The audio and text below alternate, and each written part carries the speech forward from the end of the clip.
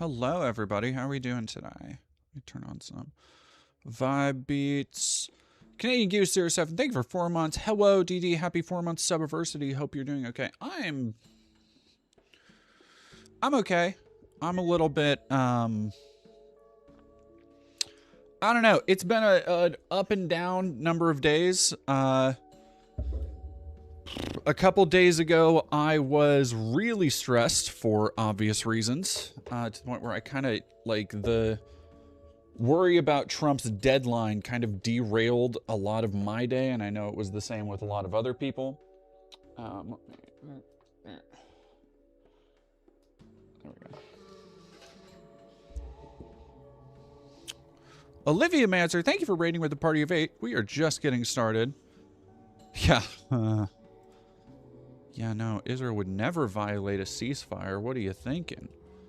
And it really seems like, and granted, I'm just a simple country streamer, but it really does seem like Trump played, like everybody called, or no, not that everybody called Trump's bluff, but that bigger people in the room, those being Pakistan and China, stepped in to kind of lubricate the wheels and try and get some fucking peace talks going, because this unwarranted war of aggression is fucking over the entire world right now. And so the idea that Trump is like, I don't know, it's been very annoying to watch MAGA people still try and buy into the 4D chess, like, oh no, it's all the art of the deal. It's like, no. He was called out on his shit, and he knew that the only thing, like, that we were talking world-changing war crimes if he had to go through with it. And everybody else gave him a way out, and he took the off-ramp. And now we're still in that same fucking limbo period, except he doesn't have a deadline that he has to be big and tough and stand behind.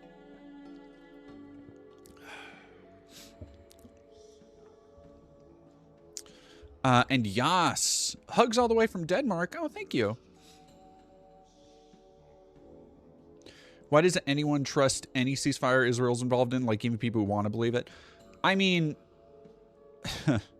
part of it is just like Western propaganda. Part of it is just that, oh, we are going to believe Israel because Israel is our steadfast ally, and we stand by them no matter what. Well, Asmon only got banned for a week, but we will, you know what, let's, we'll open with the most important stuff first, and that's going to be what's happening in Lebanon. Because after U.S.-Iran truce, from Al Jazeera,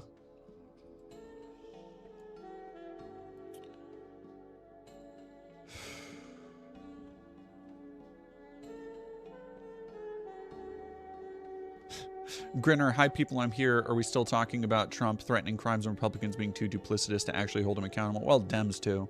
No, I'm gonna do, look, there has been a little bit of conversation, and I realize I'm in like full mask mode today. Dead bromane happening on the timeline. Excuse me.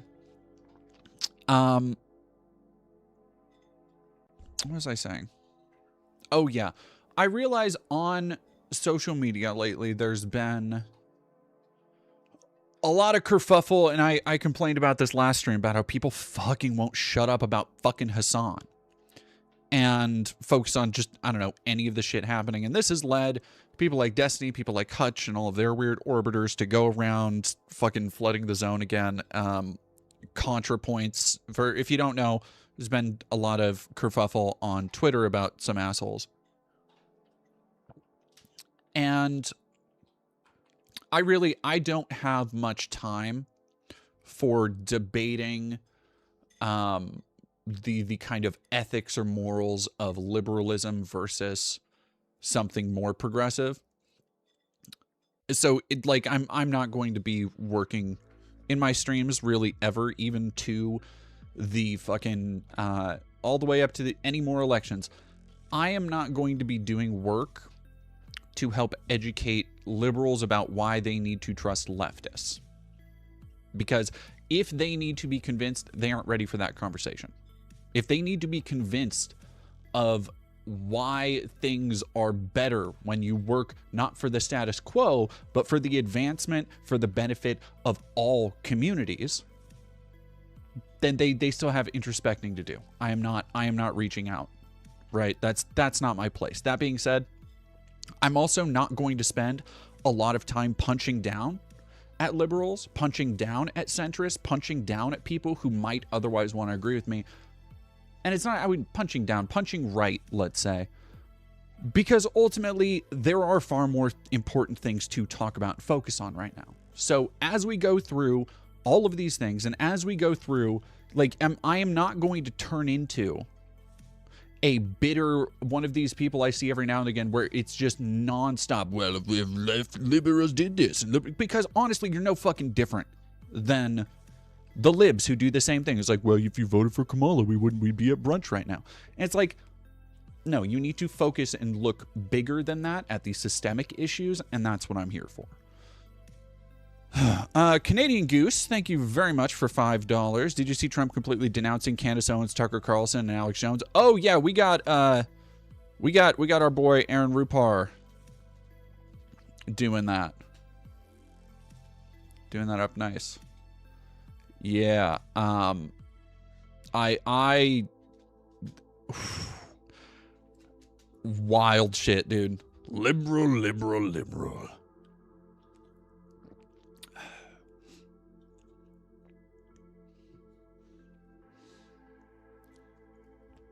Oh God, what is Natalie doing now? She's just been on a fucking tear of snarky, you know what, let's just go see.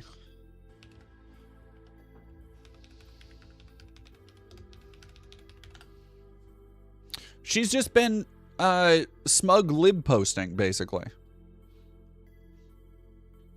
Like, she only really emerges from her cave to get mad at people who are more progressive and left-leaning than her when bad things happen. I've noticed. Natalie Wynn is ContraPoint's YouTube video essayist.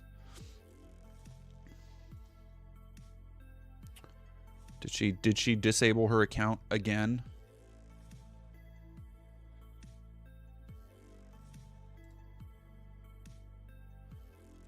Oh, there we go. Yeah, there we go.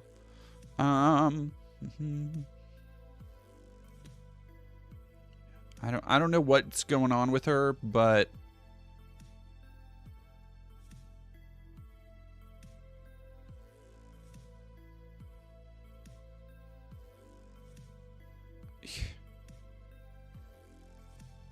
God, she's just so fucking, she's just annoying, right? Like her entire thing, whatever. I just said, I'm not going to go through this. I'm not going to waste time on it. I'm not.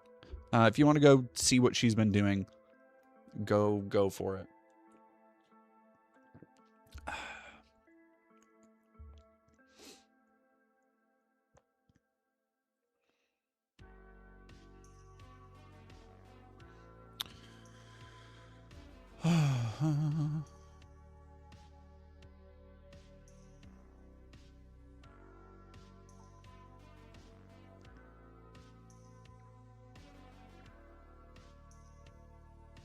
Has anyone told you look like Lucy from Sorry We're Closed? No. Wait, hold on. If that's the character I'm thinking of... Oh, that's fucked up. That's hateful as shit. I had a partner who used to look like that. Like, no, 1-for-1 looked like that.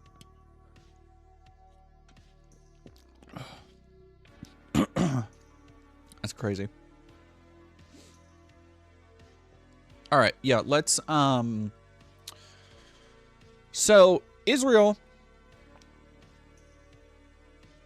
like I can't even say they're at it again because they've been at it fucking nonstop, and they have taken the latest moves between Iran as a chance to just bomb Lebanon. They have basically dropped any pretenses of going after Hezbollah or Hamas or whatever other terrorist cells they will, you know, use as an excuse for bombing babies and children and hospitals and everything else. So, Israeli forces have carried out a devastating bombardment across Lebanon, killing hundreds, hours after a 2-week ceasefire was announced in the United States-Israeli war on Iran. Now, here's where things get murky. And I don't think for a second, I want to say, before anything else happened, Israel operates, the IOF operates in the murk, right? They operate in a constant state of justifying anything if there is a little bit of plausible deniability.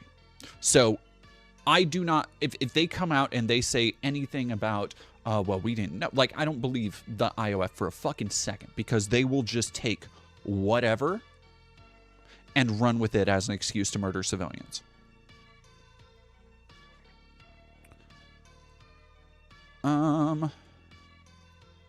Lebanon's Ministry of Health said at least 203 people were killed and 1,000 wounded in airstrikes that targeted areas in Beirut, the Bekaa Valley, Mount Lebanon, Sidon, and several villages in southern Lebanon on Wednesday. Earlier, the country's civil defense put the death toll at over 250.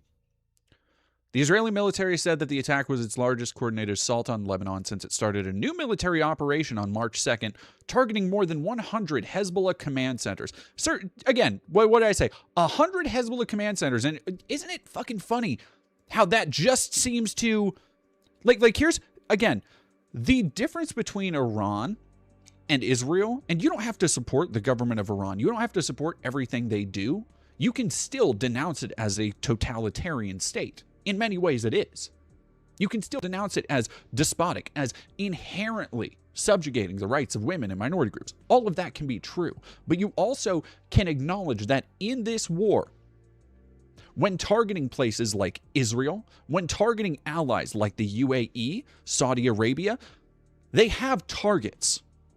The Iranian military is specifically going after targets. They are not just bombing haphazardly entire civilian populations. There are civilian casualties, I am sure. But when you compare and contrast the actions taken and the collateral damage incurred from even just the few Iranian military strikes to what we've fucking seen out of Israel, where Israel just seems to fucking carpet bomb residential areas, again, hospitals, schools, with their justification most often being, oh yeah, no, there's Hezbollah over there. Just trust us, bro. Yeah, no, Hamas, they're doing their homework. That's why we had to bomb all the children's schools. Hamas, like, Zetlesh, don't they have special targeting systems as well? So, well, everybody, here's another thing, is that I don't know how much to believe from any side regarding their technological capabilities, because you want to be able to say, like, oh, we got shit you've never even seen. You know, like every militant, which is the big game Trump has been playing, it's the same kind of fronting that Iran has been doing. You want to be able to say, like, no. Like, you think you've seen some shit? Oh, you haven't seen any shit.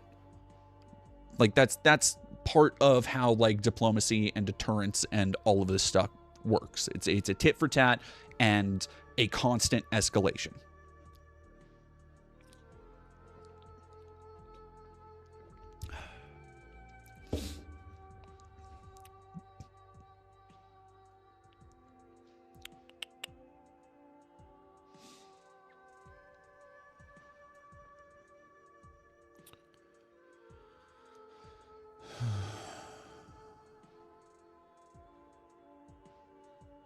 Oh yeah, Max Danger 17. My brother works for the Commerce Department at the Fed level. He texted me saying it's a wild time and I believe Iranian state media over ours.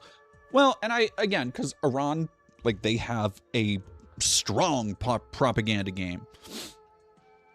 But like, there's, I don't know. It's everything happening right now is still very scary. And I feel like people were waiting with bated breath for whatever Trump's ultimatum was, but I feel like they are also one of how do I phrase this? So as I've been writing and as I've been working on, I recorded half of the essay, the video essay on culture, which will be coming soon. I just have a couple other things to do before that. And I've been thinking a lot about how, how events affect people mentally.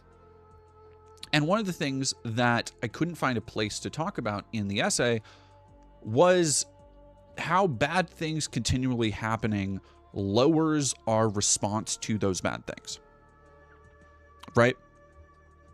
Like, growing up, and I remembered this. Growing up, mass shootings, like if 5-6 people died, I remember Georgia Tech being such a big event that like it was a national tragedy.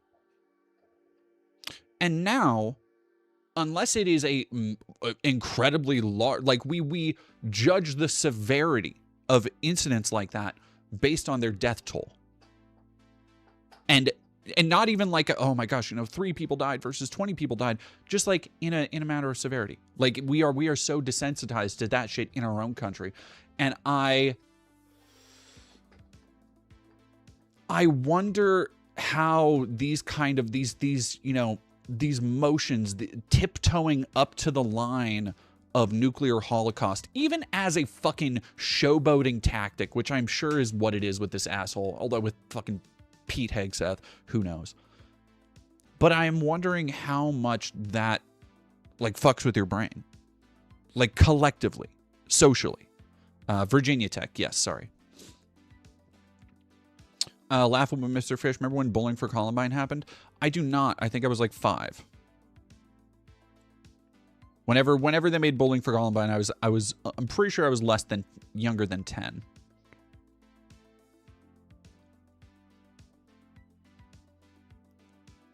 It's so,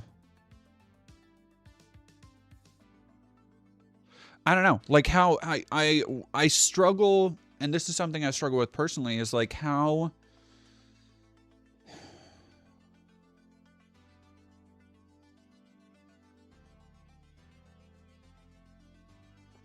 do you steel yourself for that kind of stuff without completely hardening your heart? How do you prepare yourself for the mental process of going through societal trauma, global trauma, without growing detached from the emotional cost it should exact? Like that's something that I've kind of been struggling with.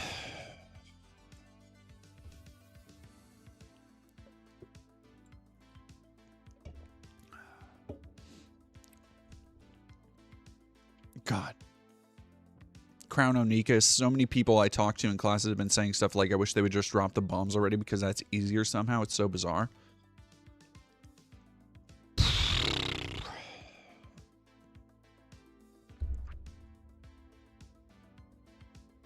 That's fucking rough. That's some of the most American lib shit I've heard all day. Just no, because for a contingent of people, I'm sure they do see that as easier.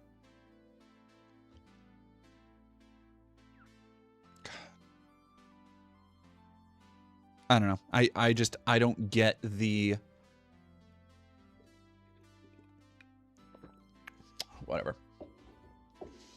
I'm going to be repeating myself at this point because I've already talked about a lot of this stuff in the essay I've been working on that I recorded yesterday.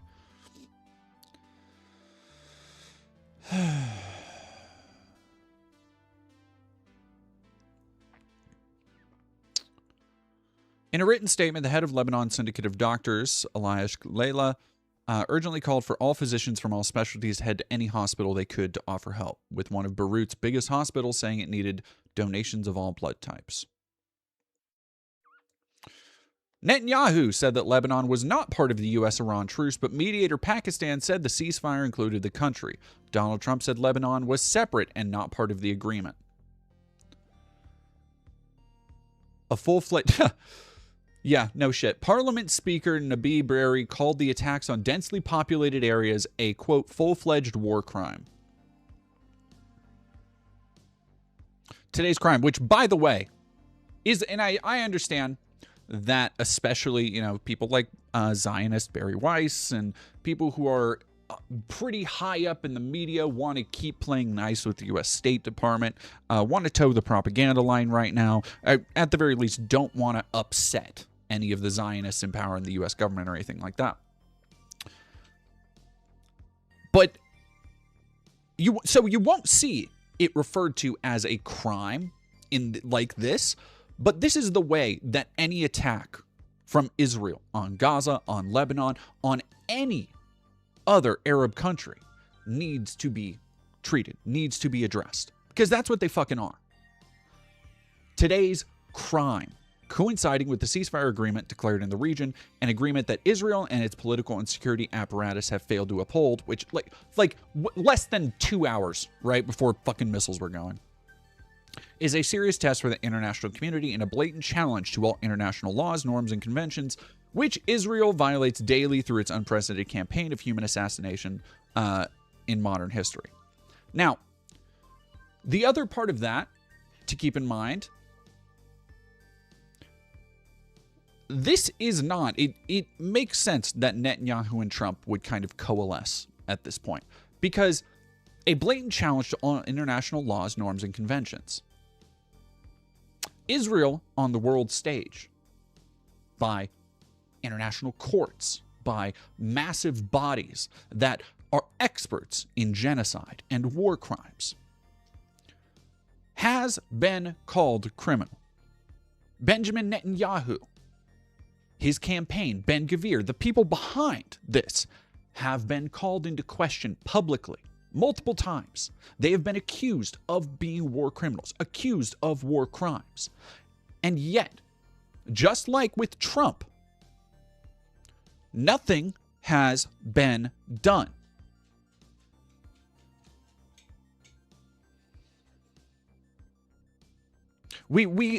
It's just living in a world of consequences where we only face the consequences for the actions we don't take, right? We face the consequences of these people being in power because we did not stop them. And why didn't we stop them? Most of the time because we're afraid of the consequences. Like, we are afraid of what might happen if we all tried to storm the White House. We are afraid of what might happen to us personally if we were to try and do a Trevor Moore. But people, as a whole, seem collectively somehow more okay with the consequences of us not taking action. With us bombing little girls' schools. With your tax dollars going to fund pedophile extermination campaigns in Iran, around the world.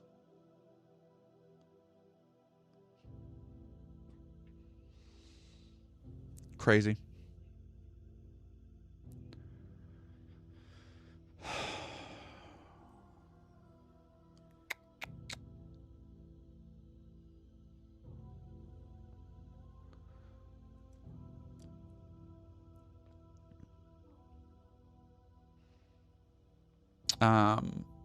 Hezbollah, the Lebanese armed group, said it had a right to respond to the attacks, which, yeah, buddy, they do.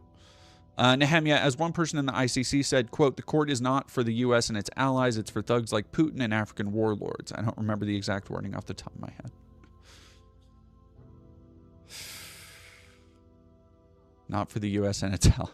For thugs like Putin and African warlords is funny. It's like, man, there's not much of a distinction there.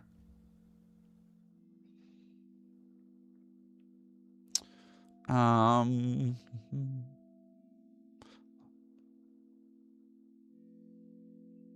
grave violation of the ceasefire, adding there will be repercussions for the entire agreement.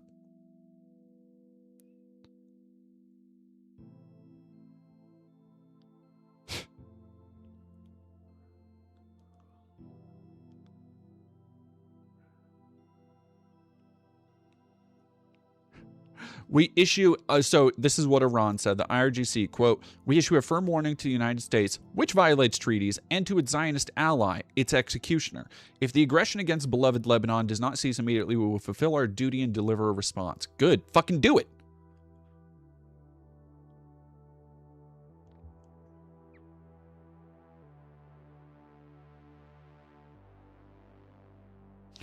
God, what a fucking coward.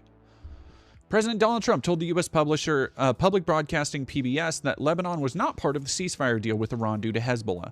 Quote, that'll get taken care of too, he reportedly said, adding, that's a separate skirmish. A legitimate misunderstanding regarding Iran's position on Lebanon's inclusion in the ceasefire deal. Sure. It's just like, you know, like they put mustard on their fucking sandwich. It's like, oh shit, you didn't want that. That's my, you wanted Lebanon in there? Oh, that's my bad. 300 people died and 1,000 people are wounded because Israel fucking had to bust their nut to murder more people that never did anything to them. Fuck, man. Have a good night, Max Danger.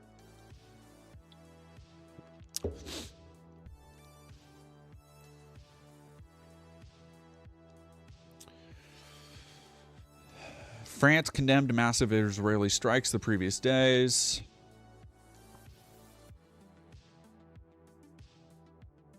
My God, even fucking Spain, Italy are getting in on this. Netanyahu's contempt for life and international law is intolerable. It's time to speak clearly. Lebanon must be included in the ceasefire. The international community must condemn this new violation of international law. Fucking, who do we gotta get? Like, look. I know China isn't exactly into the whole universal conquering thing that Trump is on, but President Xi, I know y'all gotta have something. Y'all gotta have something. Like, just send one drone that you have to have like a first gen Terminator or something you can send to Netanyahu. President Xi, come on.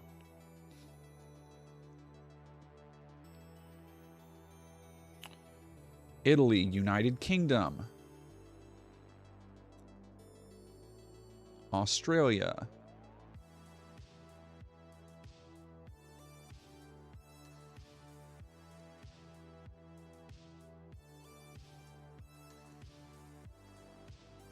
there you go. There you go, China. Spokesperson for the Chinese Foreign Ministry said Lebanon's sovereignty and security should not be violated and that the safety of civilian lives and property must be guaranteed.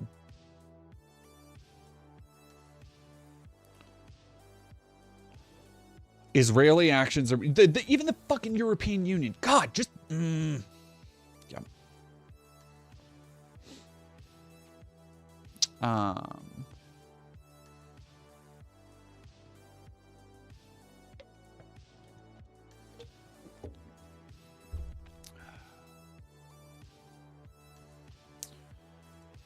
All right, let's go. Actually, hang on.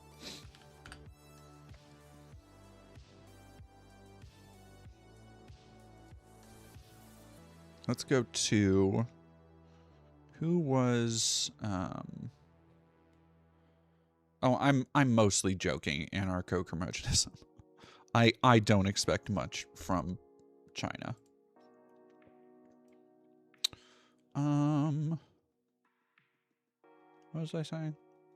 Asmon. All right, let's go through some of these. Oh, fuck, the fucking Melania Trump thing. I never been. So this was weird today.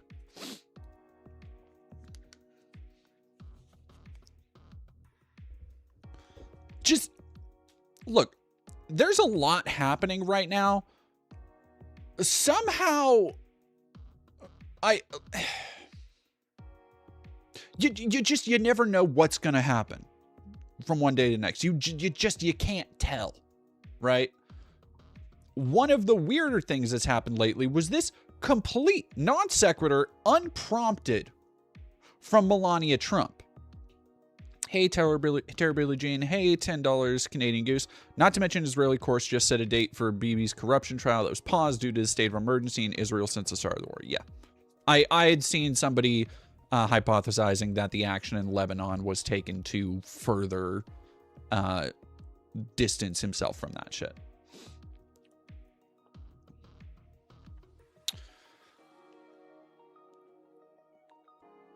It's like living in a blender. Yeah, God.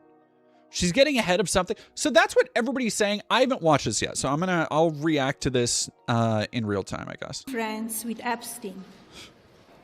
Wait, hang on. I never been friends with Epstein. Donald and I were invited to the same... Okay, let me see if I can find the full thing, because it seems like... oh, yeah. Trump has announced plans to dismantle the U.S. Forest Service. Somebody should fucking... Look, I'm gonna put two of these things right back to back because they're very fitting for one another.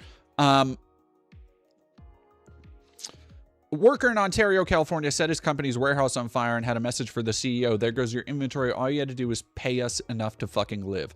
This has been wonderful to watch because much like Luigi, this massive blaze and the public reaction to it has been overwhelmingly positive. Everybody notices and looks at this and is like, yeah, that's probably a net benefit for society.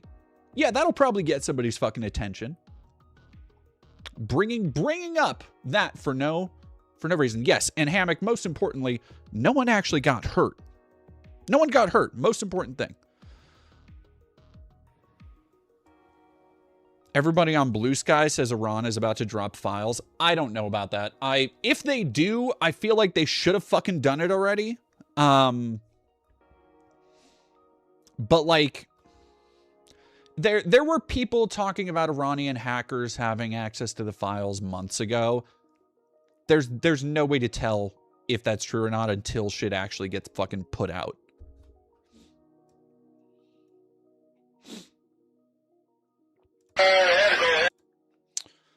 Anyway, bringing those two things up for no reason. Melania...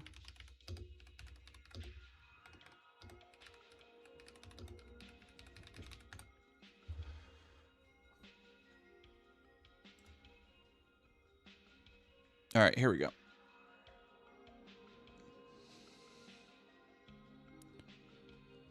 It has been just a fucking weird day, chat.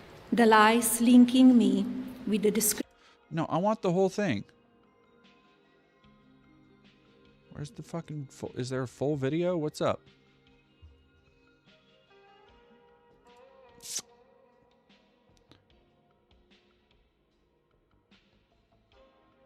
Watch. Here we go. I want the full thing, god damn it.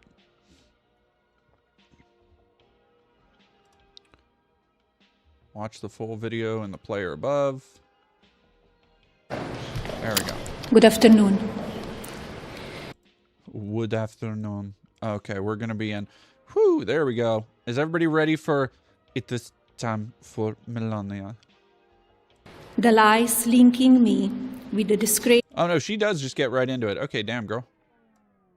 Jeffrey Epstein need to end today. The individuals lying about me are devoid of ethical standards, humility, and respect.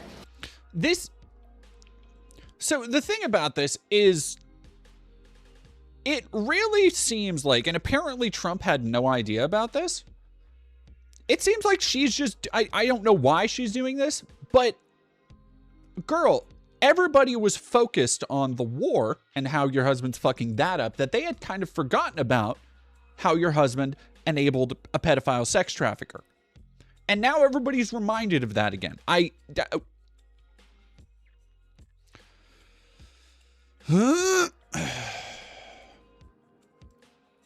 Nehemia, thank you very much for $5. By the way, I saw on the BBC that the U.S. Army is planning to automatically register men for draft eligibility. So that's, so yeah, so the selective service is something that we already have. It's not that much of a difference. People are, because the headlines read very well and very clickably to tell people like, oh my gosh, everybody's getting drafted. But it's not that much of a difference from the shit that we are already going through. Black hole sunfish. I've never heard Melania talk before. Oh, it's rough. It's rough. I don't know how she, yeah, let's watch it on YouTube. I don't know how she, I've never seen somebody who's lived here for so long not speak English so not good. I do not object to their ignorance, but rather I reject their mean-spirited attempts to defame my reputation. What, girl, what reputation? What reputation? I never been friends with Epstein. Donald and I were invited to the same parties. Zest / I really enjoyed your review of Melania. Thank you. Oh, me too. I just had a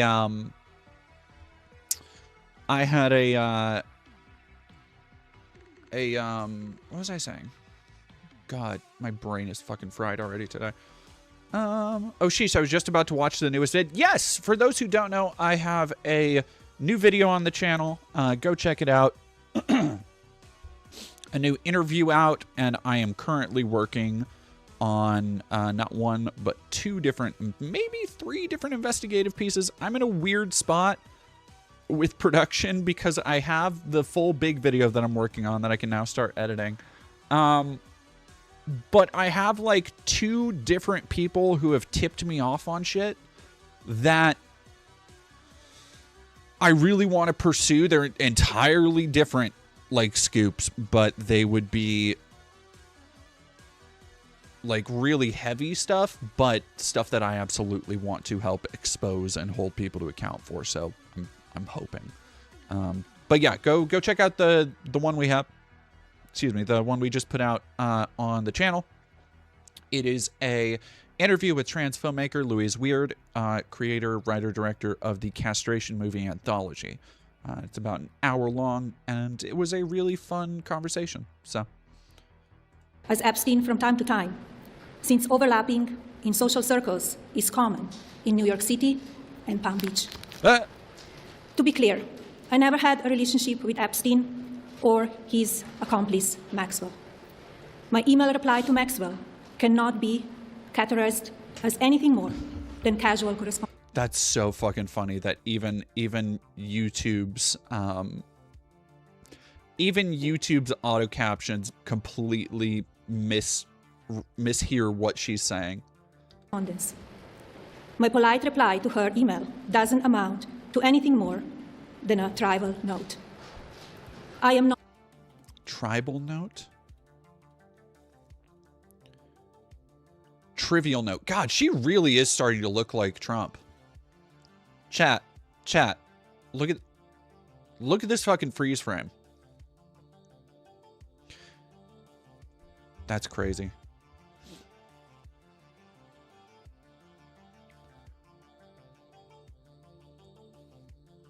Not Epstein's victim. Epstein did not introduce me to Donald Trump. I met my husband by chance at a New York City party in 1998. This initial encounter with my husband is documented in detail in my book, Melania. Oh, girl, I know fucking... I know that this wasn't a press conference to call attention to your associations with a pedophile sex trafficker so you could drop your book title. She's on another level. I got it. Yeah. Please buy book for explain. Why not pedophile? Thank you. You can please buy my book and also watch movie film Melania, now available. The first time I crossed paths with Epstein was in the year 2000 at an event Donald and I attended together. At the time, I had never met Epstein and had no knowledge of his criminal undertakings. No, it really was. It was such a fucking seamless plug. It was just like anytime Alex Jones will talk about, oh, it's so terrible, folks. The New World Order. New World Order, they're going to come for your kids. They're going to make us all eat bugs. We're going to be killing each other in the streets. It doesn't matter. Nothing matters. That's why we got the supplements you need, and you need to come buy our food stock. We got all the food you can need, 6 month supplies, 3 month supplies, anything to keep you and your family safe during this time. And if you order now and enter code Alex, you get 20% off checkout. Like, it's the exact same thing. Always be plugging. Always be plugging. God damn. All right, give me 1 second. Let me look up. I have a theory. Oh, God. This is much more nightmarish than I wanted it to be. I just wanted to compare and contrast a little bit. That's too scary for me. Numerous fake images and statements about Epstein and me have been circulating on social media for years now. Be cautious about what you believe. These images and stories are completely false. Eagles Forever 26, thank you for following. I'm not a witness or a named witness in connection with any of Epstein's crimes. My name has never appeared in court documents, depositions, victim statements, or FBI interviews surrounding the Epstein matter. I have never had any knowledge of Epstein abuse of his victims. I'm trying to get another smear frame. I was never involved in any capacity. I was not a participant, was never on Epstein's plane, and never visited his private island. I have never been legally accused. Oh, God damn it. That was it. His private island. I have never been legally. Yep, that's it.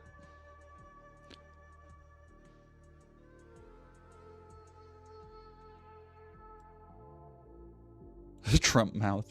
Trump pictures. God, he's so fucking unseemly. Ugh, God.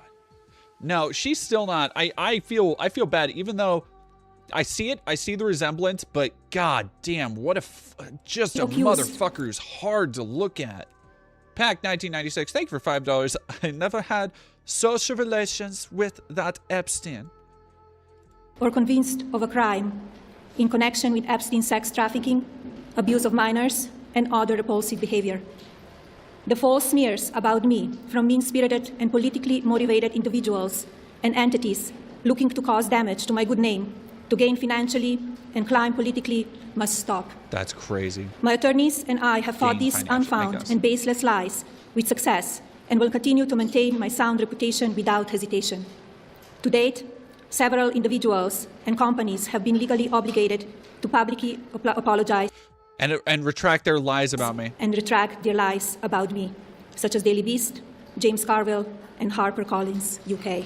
So this is just flexing the... God, I fucking hate the world we live in. Flexing the power of the administration to censor people from probably reporting on shit. And then being like, see? We told them we would arrest them and charge them with whatever they fucking threatened. Now is the time for Congress to act. Epstein was not alone. Several prominent male executives resigned from their powerful positions after this matter became widely politicized. Of course, this doesn't amount to guilt, but we still must work openly and transparently to uncover the truth. No, it's okay, I call on Congress to provide the women who have been victimized by Epstein with a public hearing specifically centered around the survivors. Give these victims their opportunity to testify under oath in front of Congress with the power of sworn testimony. Each and every woman should have her day to tell her story in public if she wishes, and then her testimony should be permanently entered into the congressional record. Then, and only then, we will have the truth. Thank you. Support journalism you trust. Support PBS News. All right, so that's one of the weird things that happened today. DD, what are your pronouns? My pronouns are they, them. But thank you for asking.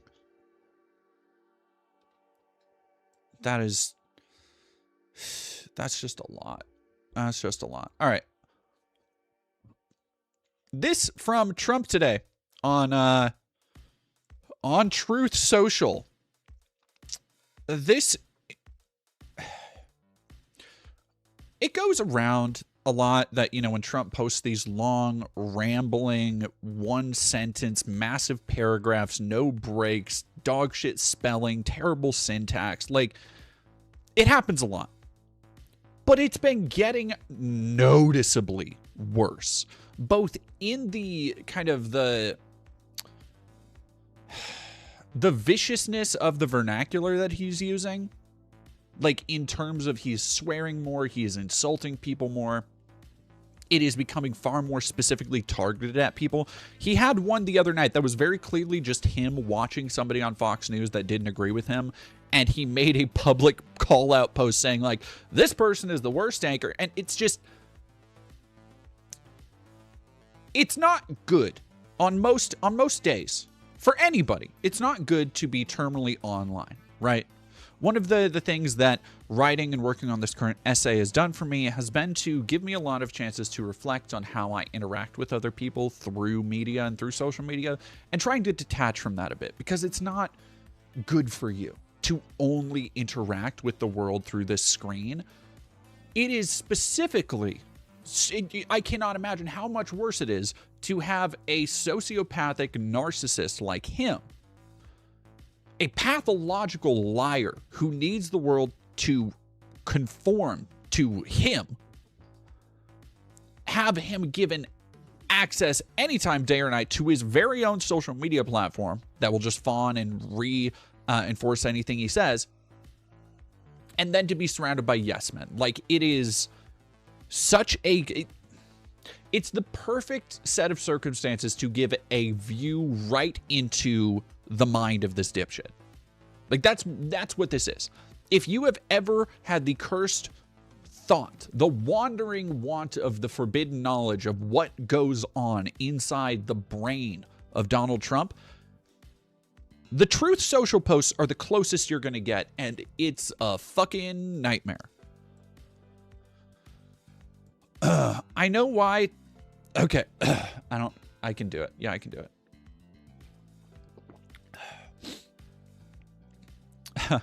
Who said that? Holocoffin. I went outside yesterday, saw the ocean and a bird. Was fantastic. Highly recommend. Koa and I went outside today. We saw salamanders today.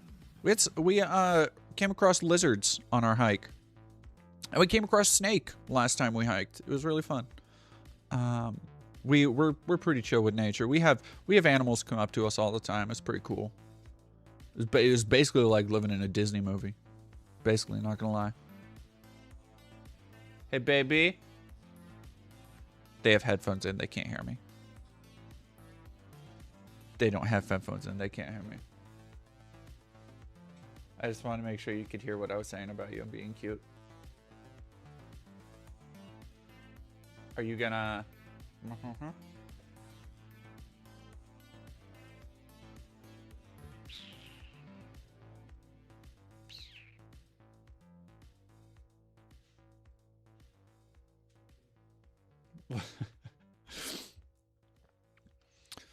Koa is a Disney princess. Noted. That is actually true. All right. So here's Donald Trump on Truth Social. I know, which, by the way, Tucker Carlson, Alex Jones, the idea that he's already starting off saying that they've been fighting them for years. That they haven't, dude. Like, Alex Jones is literally... It is really the most telling that Alex Jones, of all people, Alex Jones has spent years couching all of his criticism of Trump behind the most mealy-mouthed, now I still like him. I still like just double speak bullshit so that he doesn't have to worry about it actually enraging Trump's base, cutting ties with people who were money wells for him like Roger Stone and Steve Bannon. The fact that he has turned so hard against Trump now and can't go back very likely after Trump has called him out. I mean, who fucking knows? Probably. He probably will go slithering back. But it shows that even the most griftery of grifters And maybe it's just that Alex Jones is a slightly more canny operator than somebody like, you know, Benny Johnson or certainly Laura Loomer, who don't know when to cut bait. I think Alex does. He understands when it is no longer politically expedient to be the guy hoisting the flag of Trump. But I think that says so much that we are so far into it now that even he has held on to this point. I think that says a lot about just the kind of reputation and the value of the Trump coalition in conservative spaces right now. So anyway, Trump, I know why Tucker Carlson, Megyn Kelly, Candace Owens, and Alex Jones have all been fighting me for years, especially by the fact they think it is wonderful for Iran, the #1 state sponsor of terror, to have a nuclear weapon, which I'm 100% sure fucking people like that, Tucker Carlson, Alex Jones, don't think that. Because they have one thing in common, low IQs. Oh... They're stupid people. They know it. Their families know it. And everyone else knows it too. Look, chat. Probably the funniest part is that other than this criticism of Trump and the fact that they're all like prominent voices in the space, this is kind of all over the spectrum. Like Megyn Kelly and Alex Jones are not two voices I would put in the same subcategory of conservative weirdo. Tucker Carlson and Candace Owens have ended up at a very similar place as far as entertaining conspiracy theorists and conspiracy theories and just being kind of general wackadoos. But again, they come from such different backgrounds where Tucker appeals to a different demographic with his more Fox News background, and Candace, coming from the Daily Wire, likewise has a kind of different market penetration. So it's funny that while they are all idiots in their own unique ways, they are getting all lumped together. And I think that is going to be, especially for some of them, more toxic than anything Trump's actually saying. Like the idea, I can't imagine having been Tucker Carlson and having spent years trying to establish himself and bona fides in this conservative space, for him to be just lumped in with Alex fucking Jones. How fucking embarrassing.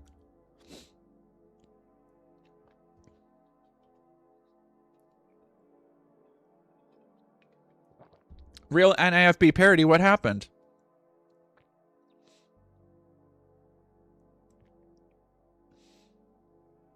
La Juffet, I'm discovering your channel. May I ask, what is your political side exactly? Are you a Marxist? No. No, I'm not a Marxist. I'm not a tanky. I am not a Maoist. I'm not a Maoist-Leninist. We've had this conversation before. We actually had a really good conversation. I wish I remembered what stream it was, because it was like 2 or 3 streams ago.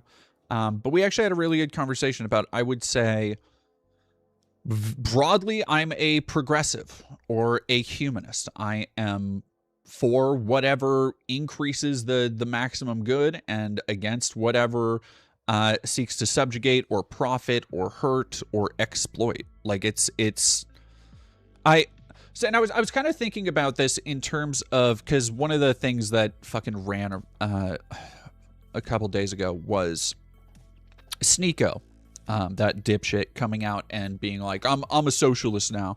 And it's like, no, you're fucking not. Somebody told you socialism was based for one thing and you're like, oh yeah, no, I'm going to do that. And that's never been the kind of belief system I want to have. Not because I think that all socialists are like that, because I don't think they are. But this, when you don't know what you believe, when you don't have a kind of firm moral standing, I think this is a problem with a lot of people in America, particularly, is that when they are faced with a problem and they don't have that baseline, then they immediately go to, okay, well, what does my team say? Right? Like people, here was a great example, is the genocide in Gaza and Palestine. The idea, no, Piccolo the Goat, we're going to go over Asmon in a minute here, where you saw a lot of people suddenly hearing about it for the first time because it was such a massive talking point in American media. And people, and like myself, I'll be the first one to admit, when it began, I was not versed at all in the history of Israel and Palestine. It was one of my great ignorant blind spots, and I've done a lot of work to educate not just myself, but other people on it. And I feel fucking terrible for the propaganda I helped spread in the beginning of the war. I feel fucking awful for it. And it has nothing to do with, being anti-Semitic, or it has nothing to do with wanting to be cool or hip to say that. It's because I see now how that propaganda has been used and weaponized to hurt more people. And that's the thing I am against. Like, so many people in the Dem and Lib establishment, and you saw this on the right wing too, where Palestine and what happened in Gaza and what is still happening in Gaza was live streamed for the entire fucking world. It was. And you had people seeing with their own eyes what that kind of war looks like, what a war of extermination, what effect it has on families, on children, on heritage, on people's homes. And that effect, I've talked about this before. I talked about this a little bit with Jesse Ventura, where Jesse Ventura, conservative, libertarian in a lot of ways, but I understand that is somebody who, and you saw this a lot with people on the right wing, and it's incredibly frustrating, because I think that was one way for a lot of people to start deconstructing their worldview.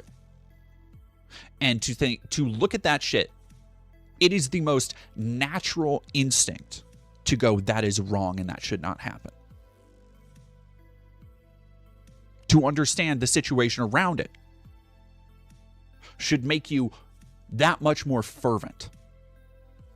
And when you don't have that kind of conscience to drive you, I think it looks a lot like people like Brianna Wu. I think it looks a lot like forming your beliefs based on the convenience they have and how popular they are in their circles. La Jufi, to me, that baseline is Marxism, material conditions of existence, not idealism. I'm a Marxist, communist, queer, anarchist, but not a tanky. Yeah, and see, the other part is that I read theory. I do. I love reading.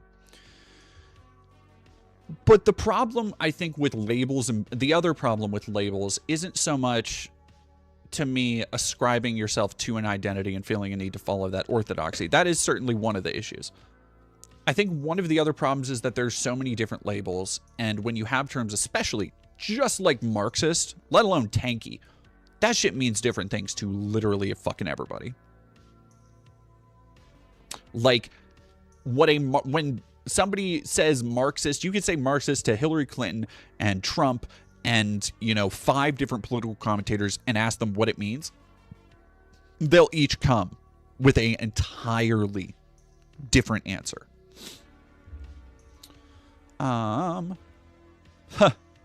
Tachyon Blue, have you seen that I just exposed the leader of OpenAI's fake AI rights group manipulating 500 plus people? They're driving witnesses crazy and disappearing real beings. 17-minute video. I did not. Please send that to me. I don't know if I'll get to it today. I probably won't. What time is it? I probably won't, but I do want to see that. KODBW, thank you for $5. With all due respect to me, calling it a war still spreads propaganda by presupposing both sides were on equal ground. No, you're right. You're right. And that's another thing. Like, there are a lot of things that I do try and work at, kind of decentralizing my perspective from. One of the things, and people are still making fun of me for it, but I've really, really worked on, I think even in the last couple streams, not saying Iran. Because we haven't, and during my streaming time, we haven't talked about Iran a whole lot for obvious reasons until the war has broken out. And so people were, when we started talking about Iran, I've been working to pronounce it Iran. La Juvi, I'm coming in peace just in case I'd be not clear. Oh no, you're good. I tend to assume most people are coming in good faith, even if that's not the case. Are you wearing my cute new pajamas?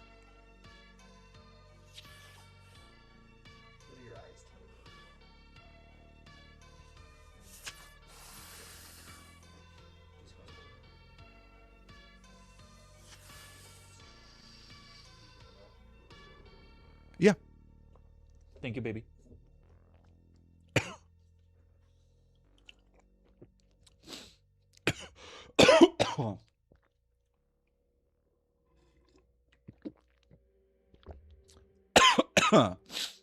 Excuse me. All right, Tachyon Blue, I'm writing that down really quick. Open AIs. Fake.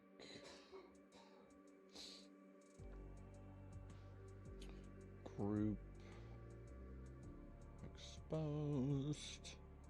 The signal front. I will try and take a look at that later today because that sounds fucking fascinating to me. No, I haven't seen season. Oh God, did I see season 3? I think I finished season 3 of The Boys, but no, I've been waiting until season 5 is done.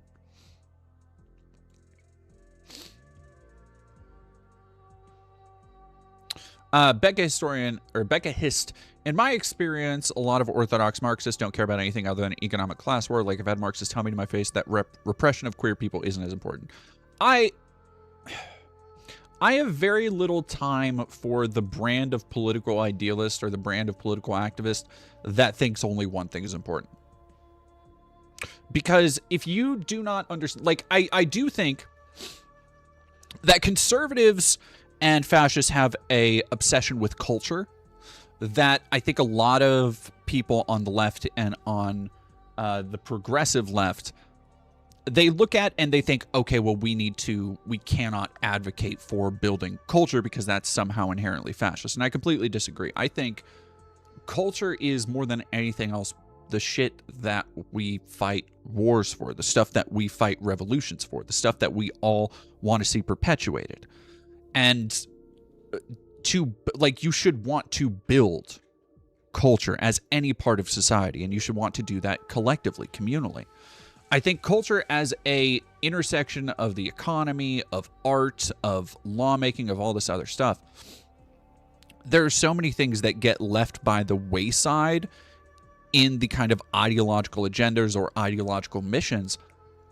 And I think that has at least partially led to the point we're at now. Like, any good Marxist or Leninist, any good leftist operation, a progressive order that to eclipse what we have now, you need to focus on shit like education. You need to focus on shit like reading. You need to focus on shit like, tutoring groups for elementary schoolers, like stuff that matters, that serves as the basis for making everything work.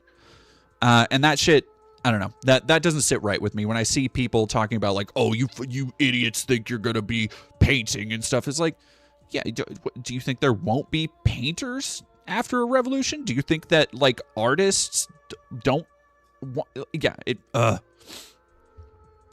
shit bugs the fuck out of me.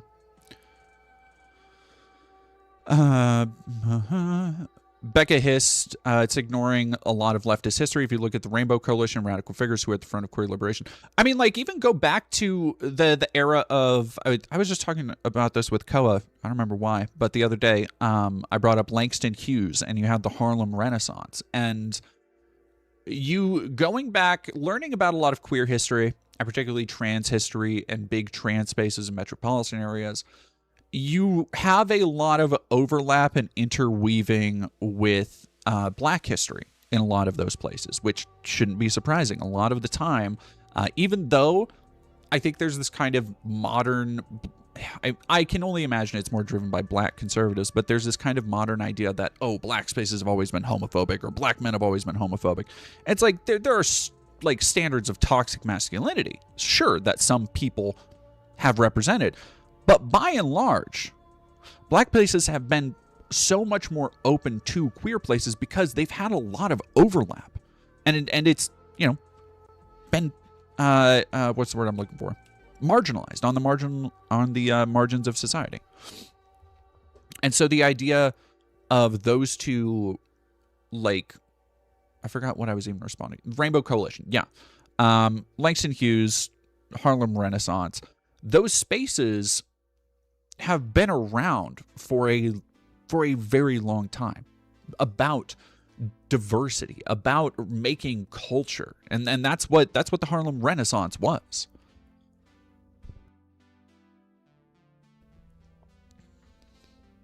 Art does not improve material conditions of work. Well, and I don't know. I get that there are people out there, and I've never understood this mindset, but I get that there are people out there who don't live for art, who don't live for expression. But a lot of people do. Like, I feel like you gotta, if you were leading any kind of movement, you have to have that.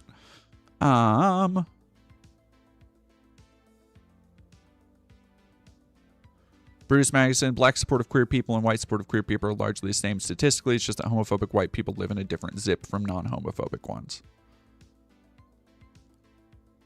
Maybe. Your average cishet black space is going to be pretty homophobic. I've experienced it myself. Okay, I'm not saying that there aren't, and I would say that for probably any cishet space. What I'm saying is that there is this kind of modern idea that black spaces are uniquely homophobic, and that's what I'm saying isn't true. And before queer people could be out and about in a regular way, the other thing I am saying is that when you went to a lot of big cities where queer people had to be in the shadows, they were often in a lot of the same places as communities of color, particularly black people. Those are the two things I'm saying.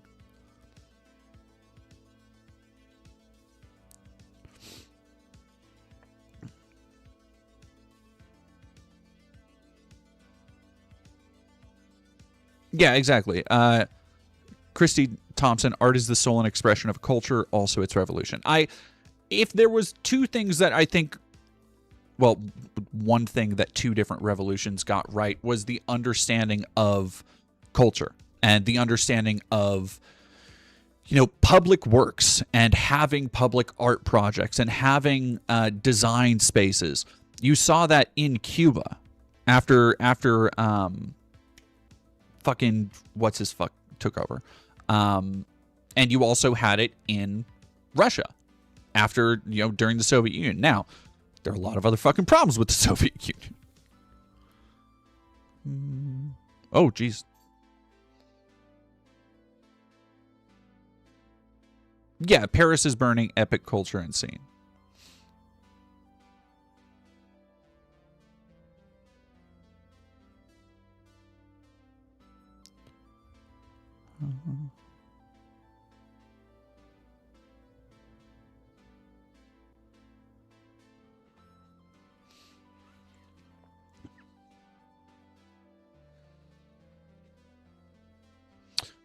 Cyrus the Raccoon, also generalizing some black spaces as homophobic, kind of ignores the fact that white supremacy / white colonialist religion inserted homophobia that didn't originally exist in their culture / ideas. Yeah. I think that's good. How are you doing, Homelander? I'm doing okay. Oh my goodness. Sorry. Nehemia, I didn't see. 7 minutes ago. Sorry. Nehemia, thank you for $5. I personally prefer having my own opinions on topics instead of having 100-year-olds make them for me. I study theory, but don't fix myself to any one group. And I agree with that. Like, I think there's value to, going back to talking about theory and stuff, there is a lot of value to read. There's just value to reading, whatever. It doesn't matter if it's something you're going to agree with. Read shit you won't agree with and find out why. I think one of the big reasons that a lot of people are dumber and I don't mean this in a literal sense, IQs are dropping or anything, but why a lot of people aren't able to engage in debate, I think, is because people don't challenge ourselves. Part of that is that the algorithms we're making for ourselves constantly, and all your data that's being sucked off your phone and sold through ads and all this shit, they make little worlds and little digital spaces for us to take part in that don't offer any friction, right? Or any friction. It's something that you already know what you're going to feel about it.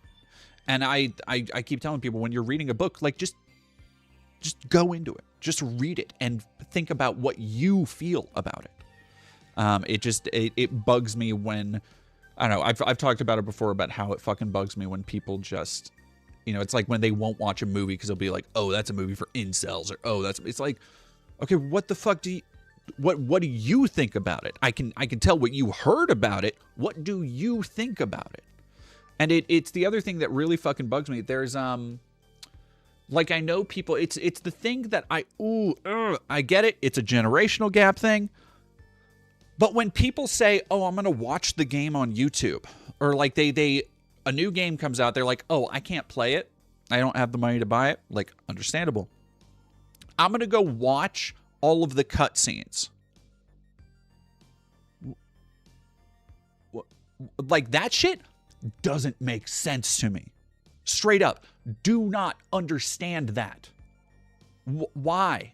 Like, you aren't playing it as part, like, or going and just watching a review of something immediately to know, like, oh, is this good? And then going from that and basing your opinions on, and you see this all the fucking time in gaming spaces, and arguably it's been this way for decades now, but they will read a review for a game that they have not played, and then go and use that review to argue about shit online. And it's like, you are using somebody else's opinion as a surrogate for actually having an opinion. It's just... Tara Billie Jean, thank you for tier 1 for 21 months. Magar, thank you for $5. Cons do not want art as escapism or outlets, only as tools of indoctrination and ridicule. Can only celebrate the mold and fighting outsiders. The mold.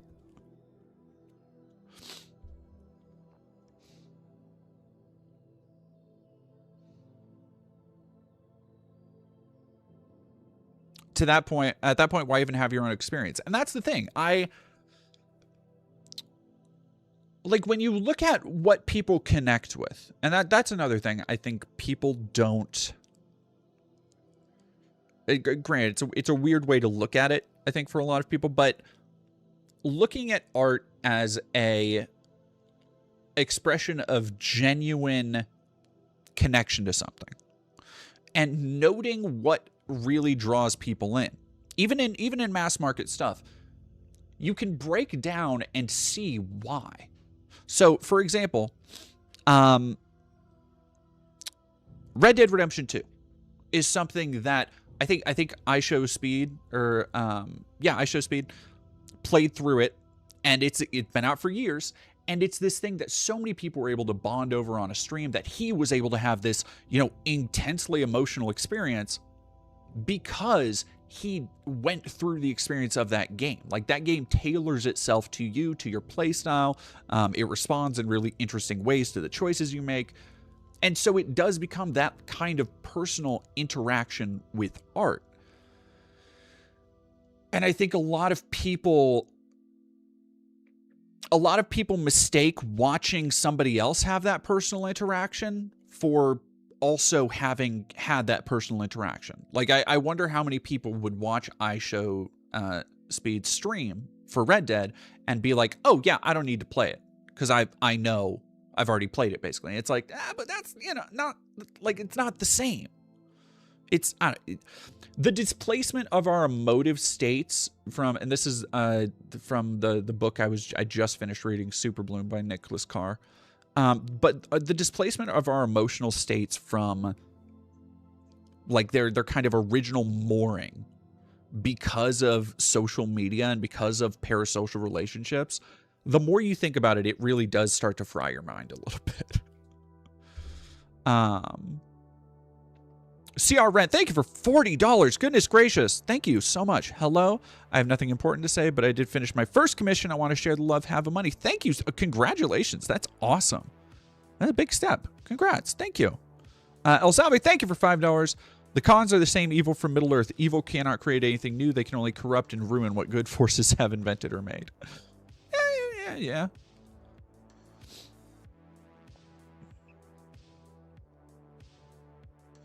Ball Knowledge 67. When I was a dumbass little kid, I watched all of MK9's cutscenes before I was allowed to play it. I mean, look, that's different. When you're a kid, that's a little bit different than having the ability to just go out and experience art. I'm in a really great spot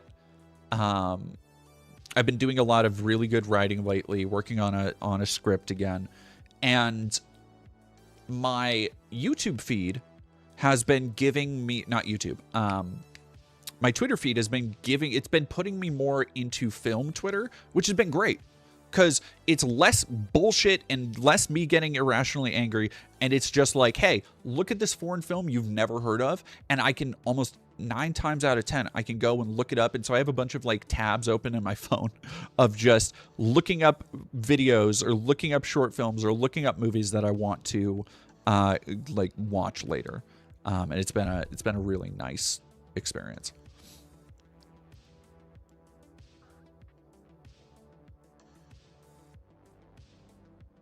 Anyway, sorry, God. Fuck. Trump's thing, right. So he was just talking about Tucker Carlson, Megyn Kelly, Candace Owens, and Alex Jones having low IQs. They're stupid people. They know it. Their families know it. And everyone else knows it too. Look at their past. Look at their record. They don't have what it takes. And frankly, folks, they never did. They've all been thrown off television, lost their shows, and they aren't even invited on TV because nobody cares about them. They're just nut jobs and troublemakers and will say anything necessary for some free and cheap publicity. Now they think they get some clicks because they have third-rate podcasts, but nobody's listening to them, and their views are the opposite of MAGA. Or I wouldn't have won the presidential election in a landslide. MAGA agrees with me and just gave CNN a 100% approval rating of Trump. What the fuck? This is fucking nonsense.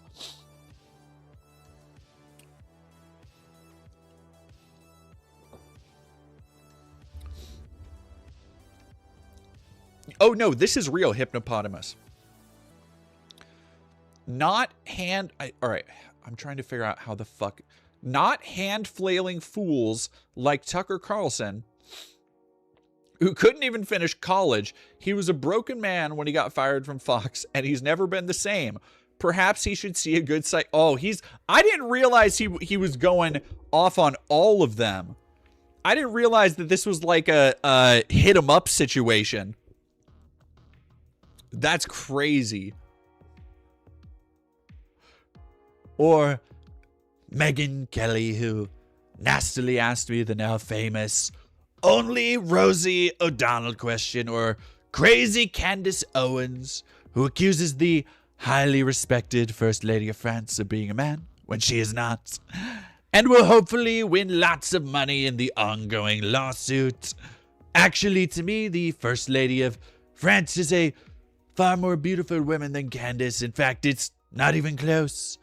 Or little bankrupt Alex Jones. That's what I call him, folks. I call him bankrupt Alex Jones. I came up with that. Do you like that? I came up with that. Who says some of the dumbest things and lost his entire fortune, as he should have, for his horrendous attack on the families of the Sandy Hook shooting victims, ridiculously claiming it was a hoax. Man. You can't come back from that.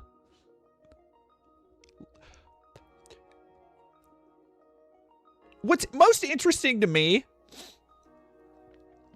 is that, if anything, I think we're going to see more of this as his fucking brain continues turning into pudding. This only reconfirms my notion that Trump is just a catty queen. Like, all he's doing here is reading other queens. Like, he is just doing Vanity Fair, uptown New York, apartment high-rise party martini talk. That's what he thinks he's doing. He is just airing other people's laundry because they fucking criticized him. What a piece of shit, dude.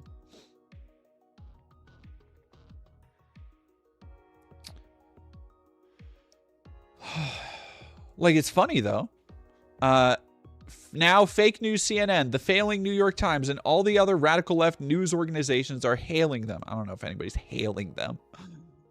Giving them positive press for the first time. They're not MAGA, they're losers, just trying to latch onto MAGA. As president, I could get them on my side anytime I want to, but when they call, I don't return their calls because I'm too busy on world and country affairs. I can't.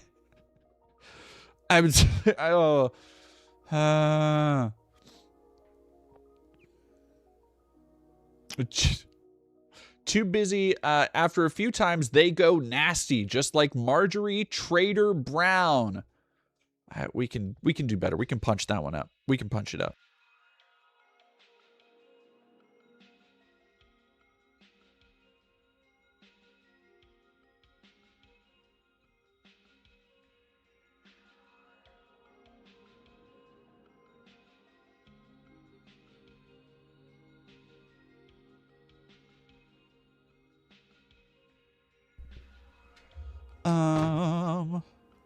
Why brown? Because, like, poop, get it? But I no longer care about that stuff. I only care about doing right for our country. Woof. Well, and also, I wonder if this is gonna be big news for people like Benny Johnson. Because this is, if I were a aspiring or vaguely ascendant conservative pundit, I would be seeing this as them being gold in their hills, right? I would be looking at this and being like, okay, get these yuckos out of here and let me, Benny Johnson, in.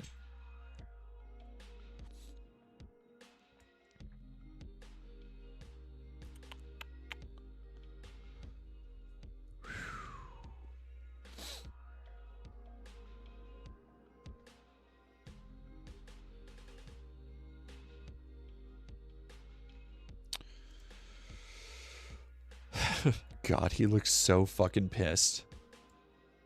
Good, you little fucking worm. What else happened today?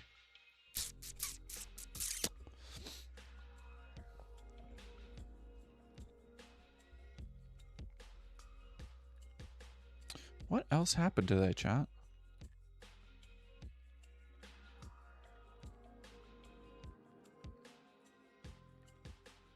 Another thing. God, see, this is why I forgot. I was like, no, I'll remember it. And I don't. And I don't.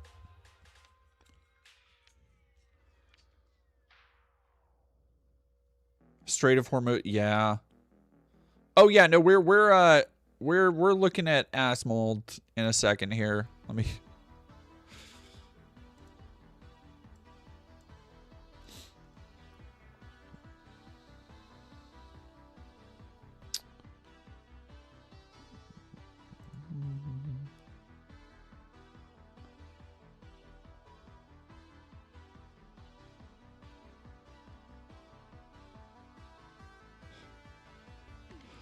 Okay, here we go. Actually,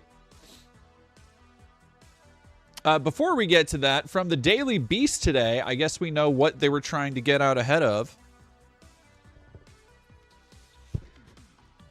Ugh.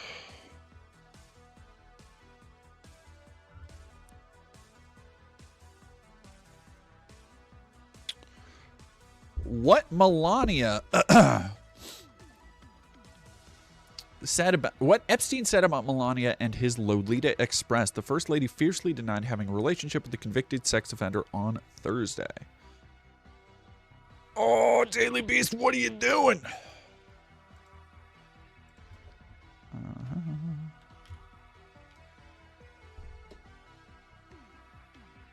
Want to tell me how I look great in that tank top? Thank you. I just went running. So like I said, I'm in full like mask mode today because this is just my like running workout gear and I'm still wearing shorts. But thank you. Yeah, people were dead on. Like, I feel it was too easy to not see coming that they would be doing something like this. All right. Jaw-dropping statements. Links. The lies linking me to disgraceful Jeffrey Epstein need to end today. In recordings obtained exclusively by the Daily Beast, the convicted sex offender bragged about his close friendship with the president and first lady. Epstein even claimed that the first time Trump slept with his now wife was on his plane dubbed the Lolita Express. The pedophile spoke extensively with author Michael Wolff in August 2017, 2 years before he was found dead in his New York jail cell. First lady also insisted her emails, who was serving 20 years in prison for sex trafficking, were nothing more than a casual correspondence.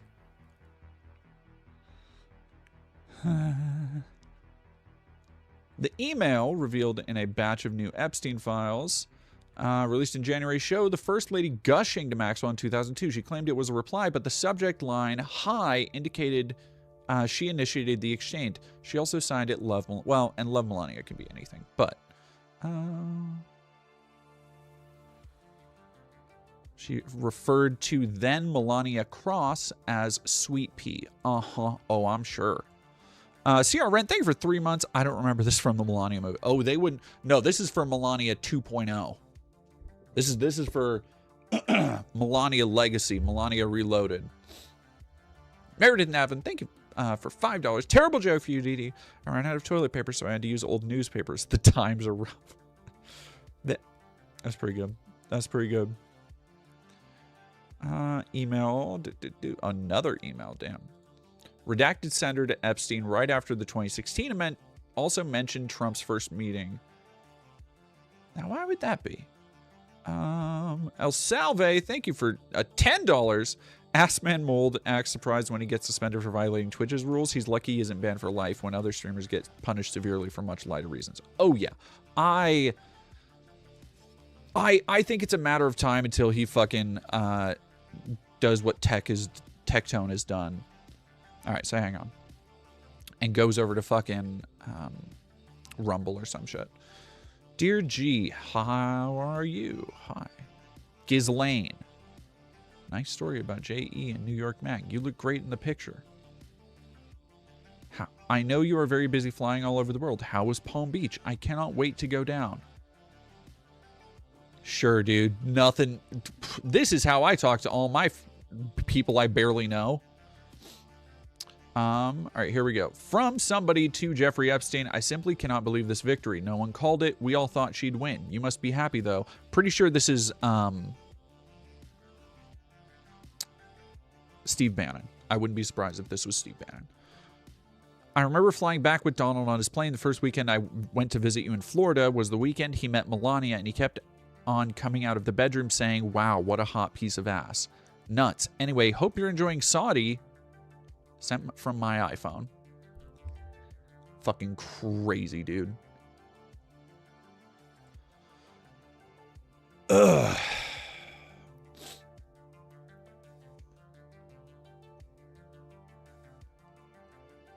And there is a old image of Ghislaine, Trump, and Melania.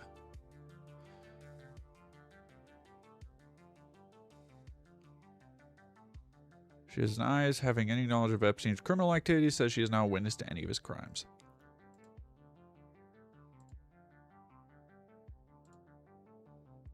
Interesting. Interesting.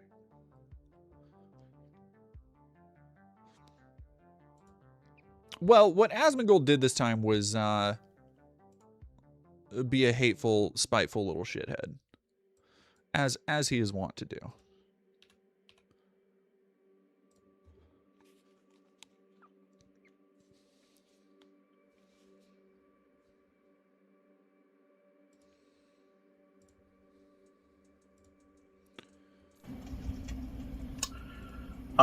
Guys, I got suspended on Twitch in the middle of... He is so mad. It's rare. All right. God, I can't imagine fucking crashing out publicly like this. being on the internet for this long and still being like, yep, I'm going to do a public address of what happened and just crash out all over the place and look like hell, dude, just fucking warmed up. Ugh. Ugh. My Crimson Desert playthrough. I don't know what I'm gonna be able to do. It's gonna be an entire week. I mean, geez, guys. I'm gonna have so much free time. It's actually...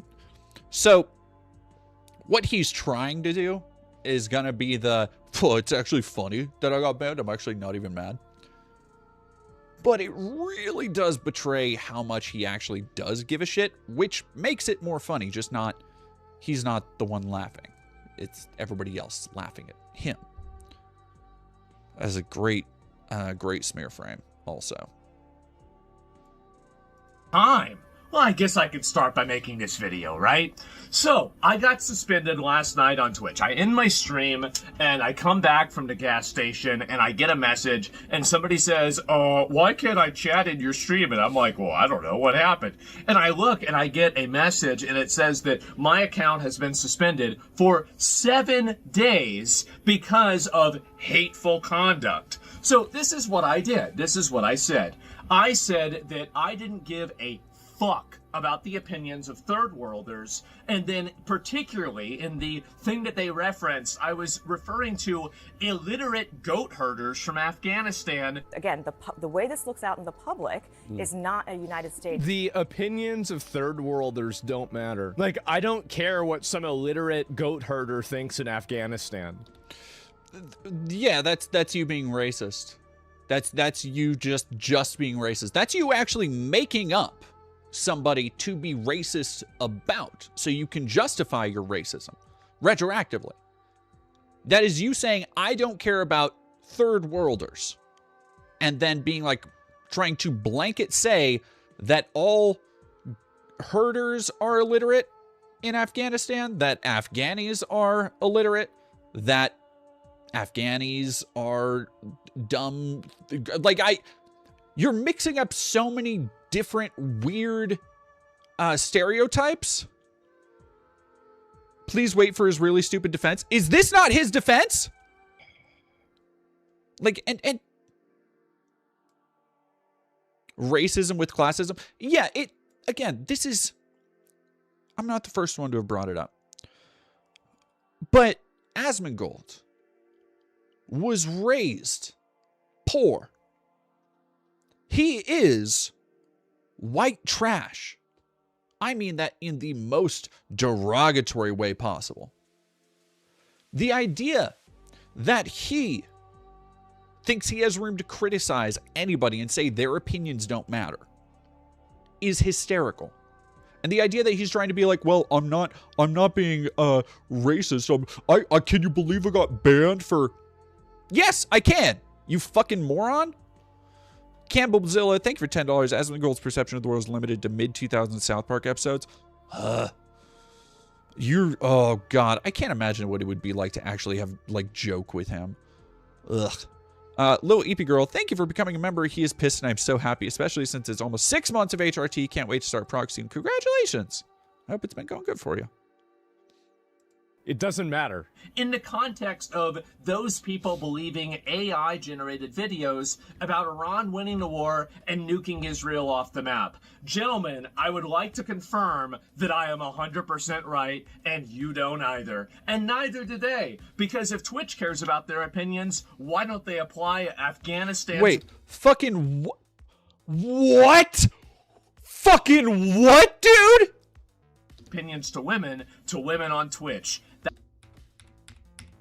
Thinks in Afghanistan. It doesn't matter. In the context of those people believing AI-generated videos about Iran winning the war and nuking Israel off. Okay, so what you are saying is that you don't care about the conversation people were having. You don't care about the opinions of people in the Middle East believing AI misinformation and AI propaganda, and you think that it is equivalent to, by the way, That's not just limited to them. That is not just limited to Iranians or Afghanis. That's all over the world. Everybody has to deal with the same fucking AI propaganda clogging our feeds all the fucking time.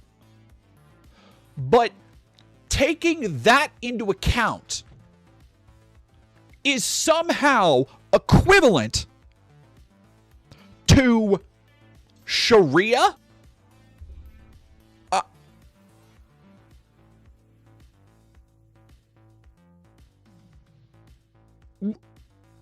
No, dude, you were racist.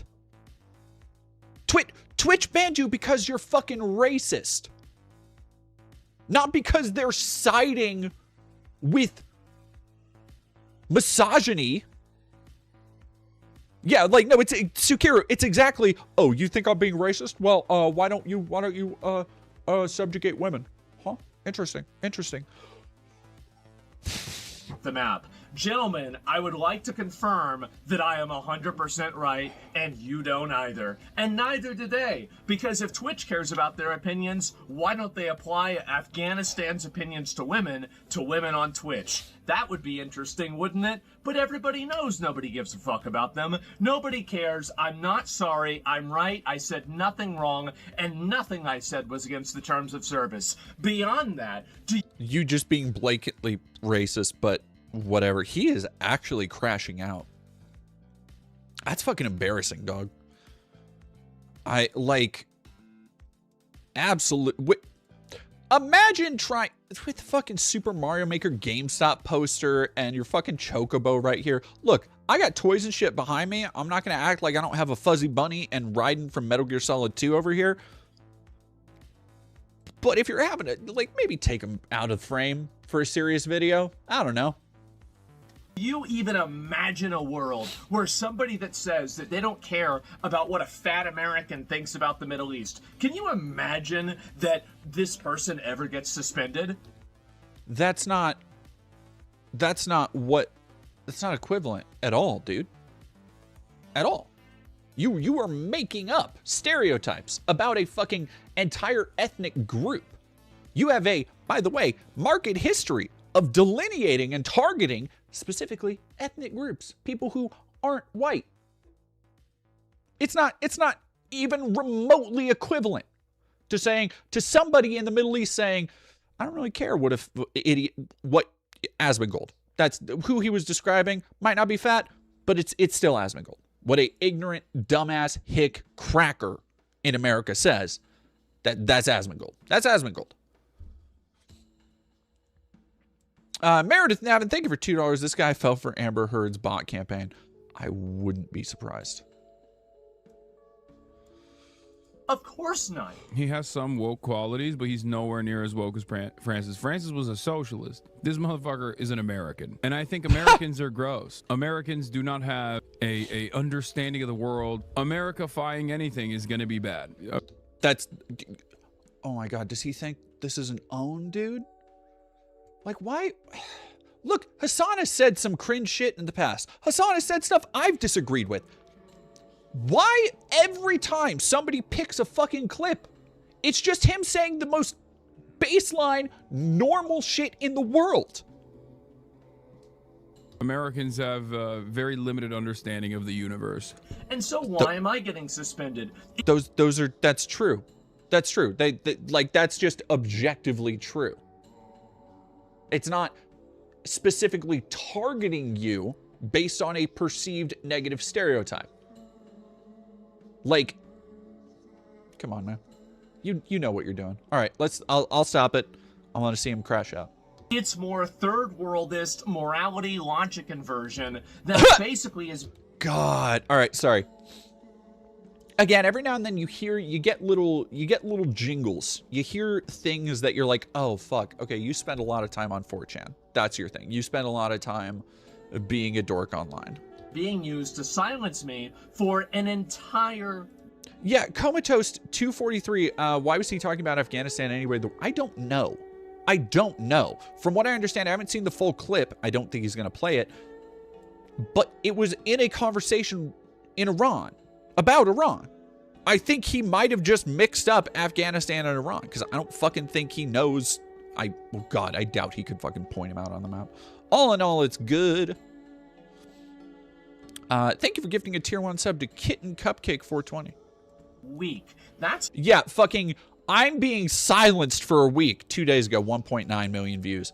Fucking the hard. important part that I want to talk about here. It's because basically Twitch has a system where they say that your infractions or your bad actions expire within 1 year. Well, the last time I was suspended, well, we all remember the last time I was suspended, but that was in October 2024. I have not been suspended for over an entire year. Why does that matter? Well, it matters because they say it matters. It matters because they say that's whenever the infractions expire and your account is treated as not being in bad standing. It's just, even the way he talks is so circular and repetitive. Like he spews out more words to buy himself time to put his own thoughts into words.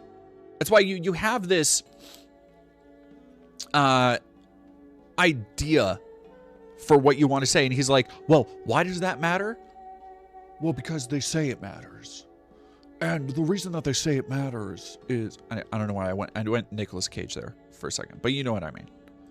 So why is it in that case that instead of getting a warning, instead of getting a suspension, instead of getting for a day, instead of getting a suspension for 3 days, I immediately went from that all the way to a 7-day suspension immediately? Why would this happen? What is the reason for it?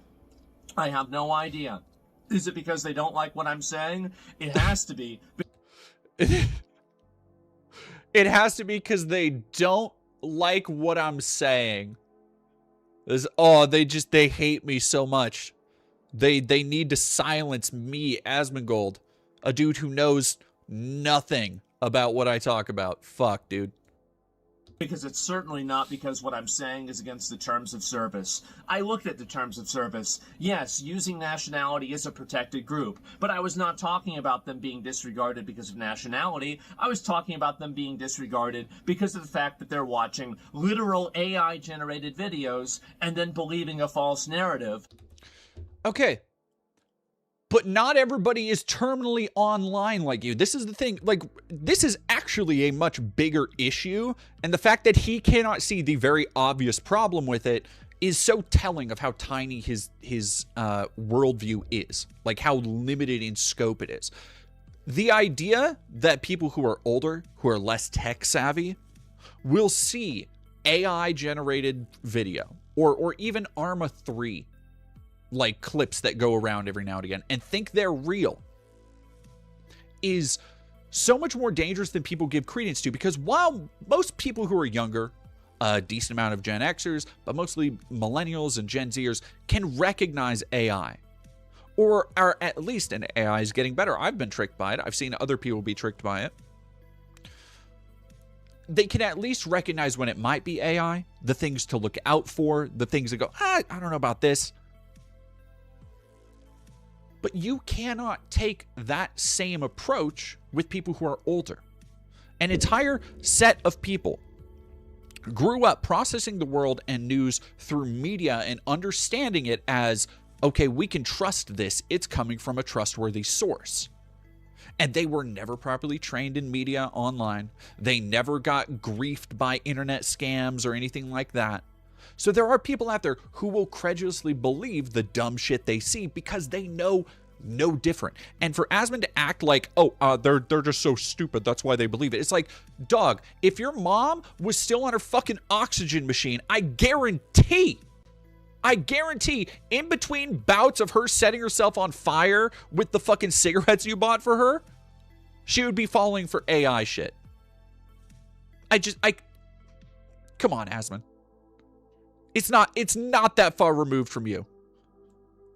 And the video's context was about, would you rather be having likes on Twitter or having your entire Navy not destroyed? Do you think that the Iranians would rather have their entire Navy back or their memes? Oh. Jeez, guys, I wonder. And so anyway, this is what's happened. Why not show the full conversation? Why just clip away from it? Also, this fucking, God, the audio quality is dog shit, dude. Millionaire, by the way. Millionaire. This dude makes so much fucking money. Is that I have been suspended for an entire week for that. That's it. And I'll play the clip for you guys, okay? And this is, by the way, there's not a 100% certainty with this, that this is the clip, but this is the thing that they quoted from, and it's the thing that they gave me an example of. And I will say also, by the way, my contacts and relationship with Twitch on an interpersonal level has been nothing but tremendous. I have great respect for the people that you better fucking cover your tracks like that. Oh. Is my entire Twitter timeline today also Sneakers O'Toole? What the fuck is Sneakers O'Toole? Koa? Do you know what Sneakers O'Toole is? Okay, Koa doesn't know either. People, so just make sure that you guys understand that. Don't shoot the messenger or anything like that. It's the moderation team and the people that decided that I did something wrong, and maybe they made a mistake. Well, I know they made a mistake, but maybe they'll recognize that and I'll get an unban early. And if they didn't, I guess, well, I mean, and here's the annoying thing, right, is like, well, if Trump nukes Iran, which seems like that's getting more likely every day, then I'm going to have to go live on Kick and Rumble, right? Maybe on YouTube too. I prefer just to do Kick and Rumble. Okay, everybody is on. Okay, I get it. I get it. It's a Family Guy reference. Okay, goddamn. No, I have not seen anything about this Family Guy bit, apparently. Copyright. Was this, Ryan, was this just a ploy to get my entire audience to say Sneakers O'Toole in my chat? Right? It's a confusing, content creator reason. But like, and then we'll continue uploading videos. And if something big happens, don't worry, I'll be there, and you'll have a way to watch me, and it'll be all back to usual. But I would like to take at least a little bit of time and like maybe fix a little bit of things in my life and just relax a little bit. But if something big happens, do not worry, I will be there, and I might make a couple of other videos in the meantime. I can't imagine the brain of a person, like,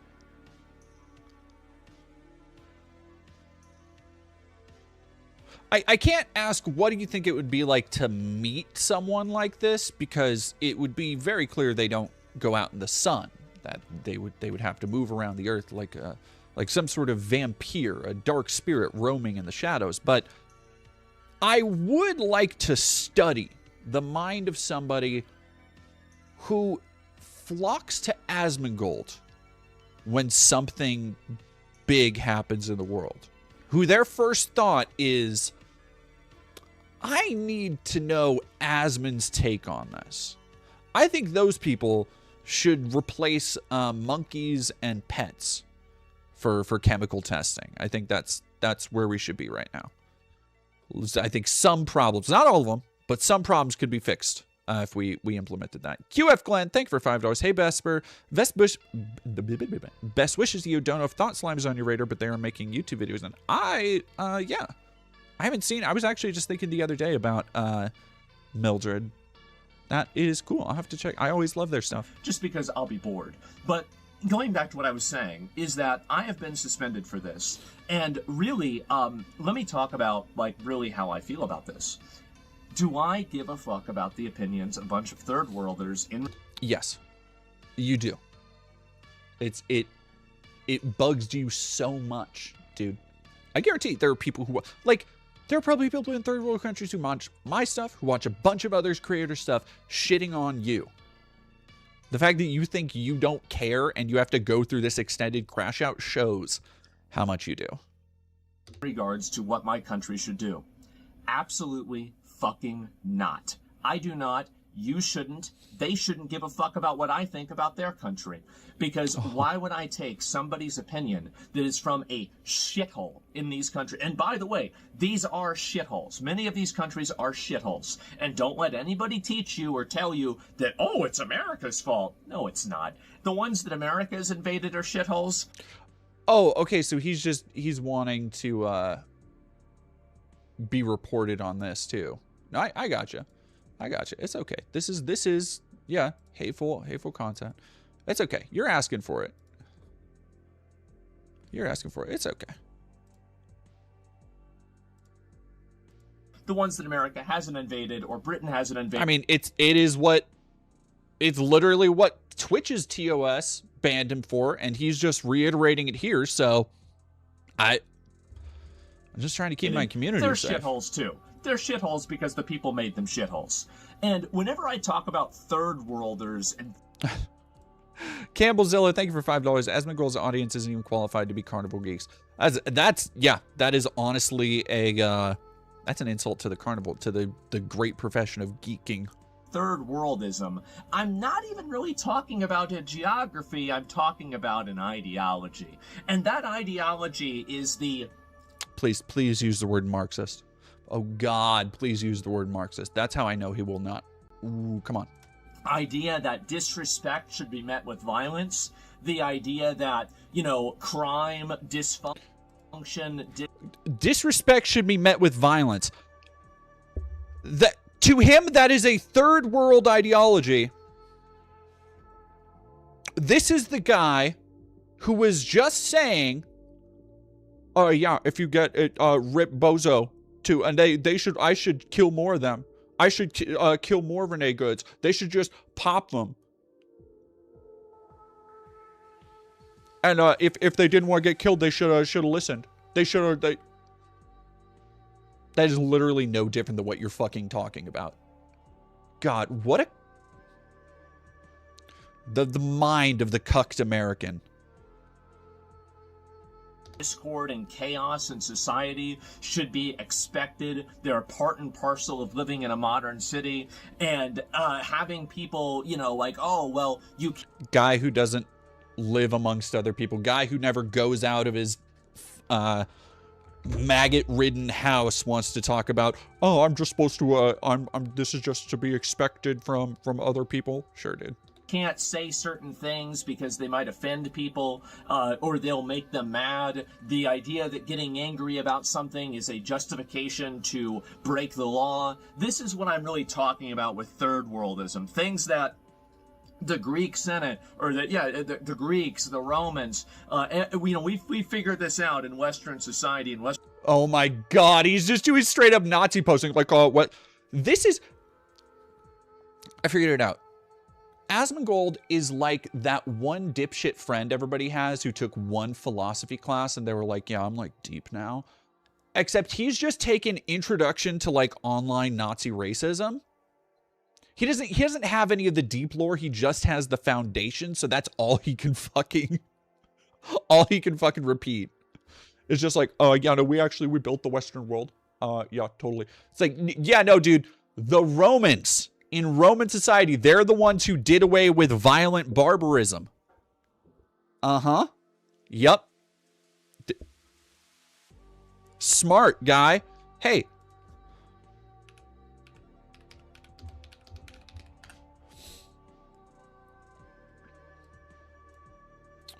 That's not what I wanted. How would I... ancient Greek field sword Rome.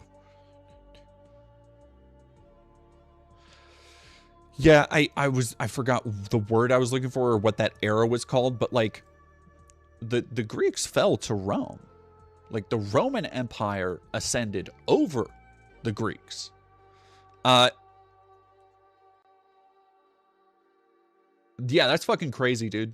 And here's the thing. He's going to sit there and be like, "Oh no, the West did it." And act like, which I know, I don't do physiognomy a lot, but some people like Asmon Gold, you can tell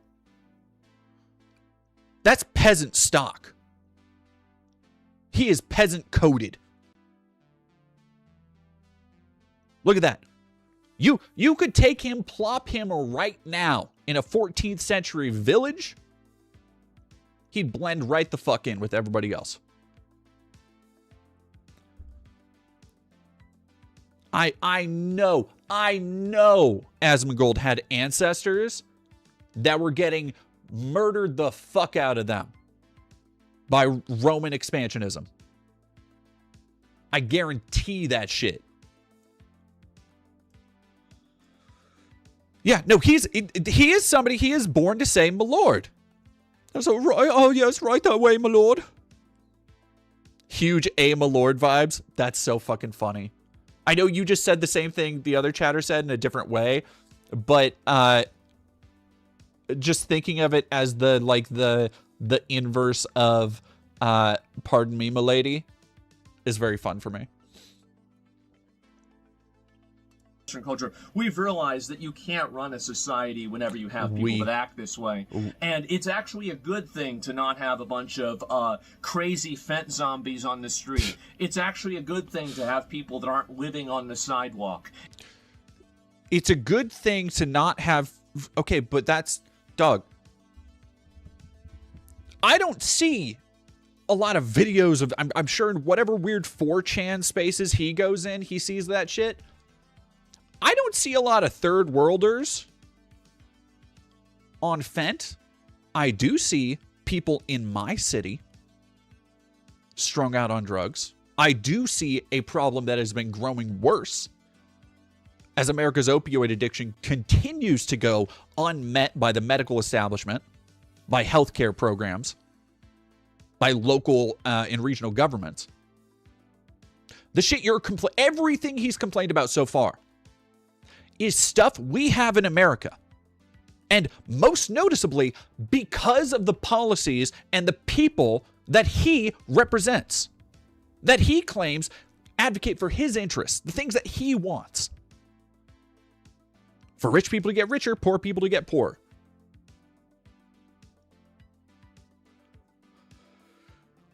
What does this have to do about his point of violence and third worldism? He hasn't really made much of a fucking point. It's actually a good thing to have a, civilized discussion that doesn't resort. Wait until he talks. I wonder if he's going to talk about like a homogenous national identity. I wonder if he's that far in. I wonder if he's going to go about the I just want to have my kids who look like me, and that's a completely normal, natural thing to want. I wonder if he's going to go that way about it, which would be just funny on the face of him talking about having kids. To violence whenever you hear something that makes you angry. But for some people, this is the third worldist mindset. It is the aggrandizement of the base interests, the base desires, and the lowest common denominator of mankind. Again, it's this first draft of forming your own worldview that he has.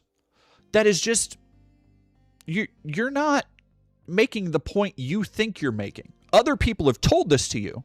This is what you've internalized these ideas as being and what you think they're really about.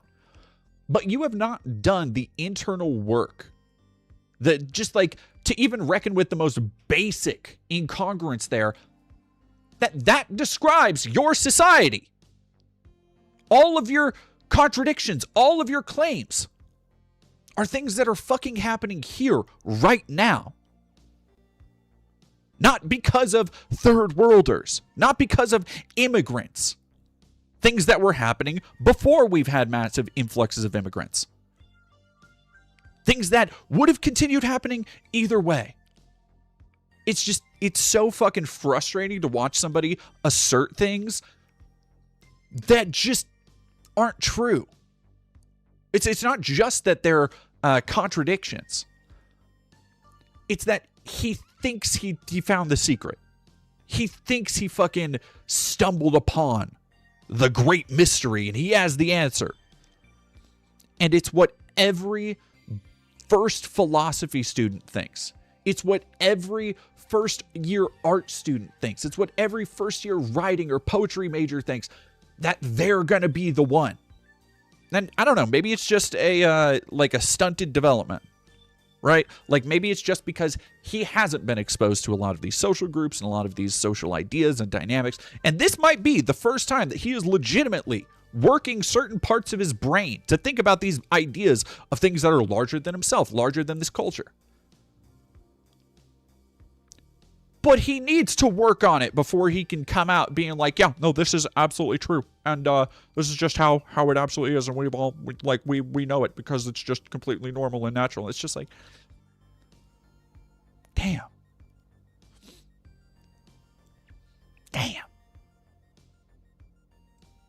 Come on, dude. All right, chat, we aren't even halfway through this. Ooh, yeah. And you know what? I don't like it. I don't want it here. And guess what? They don't either. If Twitch thinks Afghanistan has such great opinions that should be listened to, maybe they should apply Afghanistan's... That's...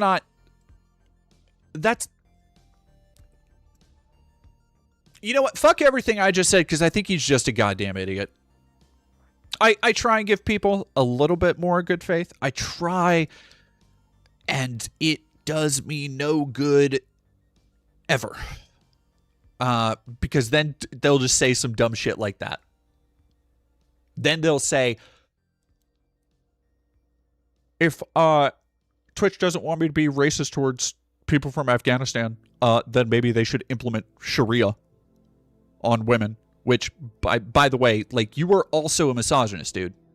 I've heard you talk about women. I've heard you talk about e-whores. Like, what the fuck are you... It's this modern conservative fascist idea of, like, well, over there they throw gays off of buildings. They throw gays off of buildings. And then you'll fucking go and laugh on stream about, like, yeah, no, imagine if we threw gays off of our buildings. Yeah. And your fucking twitchy ass eyebrows. Get the fuck on. Opinions to women on Twitch. How about that? But they won't, because they also agree with me too. I just was the one that said it, but everybody thinks this. And oh yeah. Oh, that's the good shit. That's how you know they're in deep. That no chance of escape. Ooh, your mind is a fucking steel trap that nobody's ever gonna open. And not much is inside, buddy. That's funny. Everybody thinks this. Nobody's saying it. I'm just the brave free speech warrior being a racist. But everybody knows this. And the reason that... So, again, I hate to be the pedantic Reddit atheist, like, by your logic. But by your logic...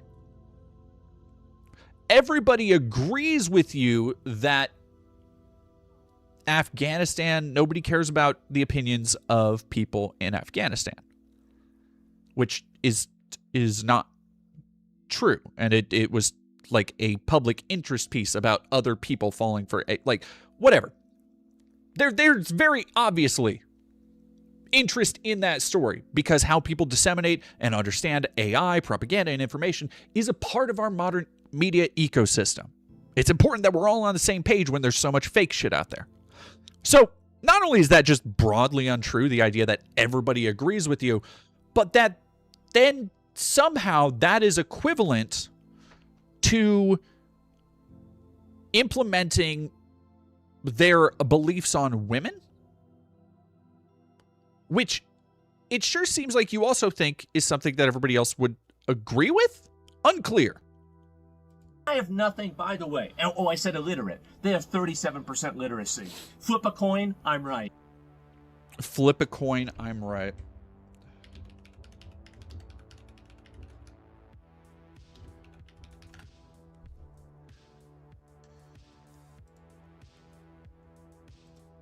The fuck out of here. Stop it.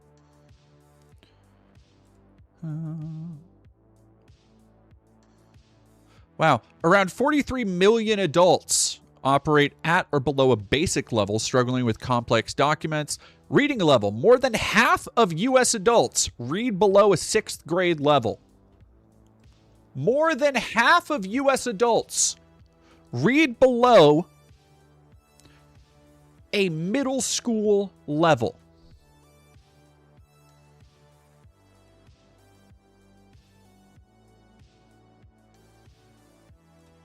Go to the National Center for Statistics.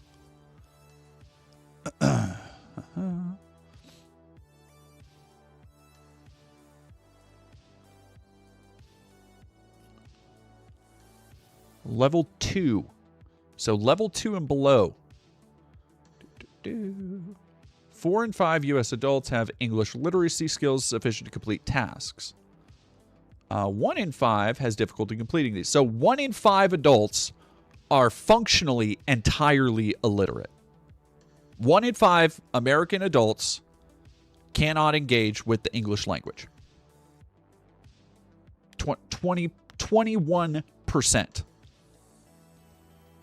21%. And he, again, like, dude, I don't know why you're focusing so much on this other shit instead of advocating for shit that will help us here, dog. Oh, right. It's because you don't actually care. You're just looking for excuses and outlets for your racism. Right. Doy. I forgot. That's fucking crazy. Okay, here we go. Almost done. So the point is that really they all do agree with me. Everybody agrees with me on this. And if you're a guy from Afghanistan, you're watching, I don't know, I'm sure we've got a number of them. We've got a lot of people that watch the show. Listen, man, I'm not talking about you, but you know that there's some idiots in your country that are morons of talking about them. Sure, dude. Yeah, I was talking about everybody in a country. But if you're a fan of mine, I wasn't talking about you because you're obviously cool and smart and based for listening to me. I was talking about all those other idiots. Yeah, dude. Imagine how everybody else feels watching you, Zach, in America. It's like, yeah, we live with this fucking idiot. Somehow we make do. And yeah, no, you're one of the good ones. We have those same third worldists. We have those same fucking retards in America. Being a third worlder and being a third worldist, yes, it's a geography, but it's more importantly a mindset. And these people have that mindset, and I don't want to. How you can live steeped in your own filth and be like, I don't want to be called a third worldist. Meredith Nava, thank you for $5. Another joke, DD. What is the vegan capital of the UK? Nottingham. Very good. Very good. Well done. El Salve, thank you for 10. I learned that some people are just born stupid and heartless in my Christian high school. Yeah. I was very confused why I couldn't follow their teachings that I find abhorrent before realizing I had empathy. Many, many such cases. Many such cases. Have it. I don't want to deal with it. I think it's destructive, it's reductive, and I want to have nothing to do with it. So that's really the way that I feel about this, right? Guy who doesn't even take part in fucking society wants to judge what happens in society. Sure, dude. You know, these people talk about the Epstein files. They have their own Epstein files. It's called the marriage records. It's called Tuesday. They have child marriage. It's legal. I don't want to have that. Dog! Every other fucking year, there's some new Christian conservative nightmare that Republicans are shooting down. You live in fucking Texas, dude. What are you talking about? They have their own Epstein files. They're called marriage records.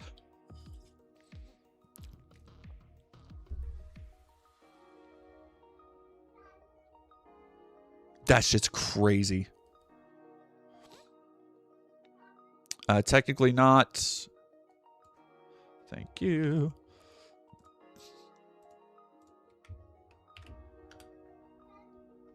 Oh my goodness. Canadian Goose, thank you for $20. Aside from my caring about the policies he talks about, Zach's whole take here seems to be a total lack of understanding how capitalism as a political and economic system works and how that system impacts. Oh, no.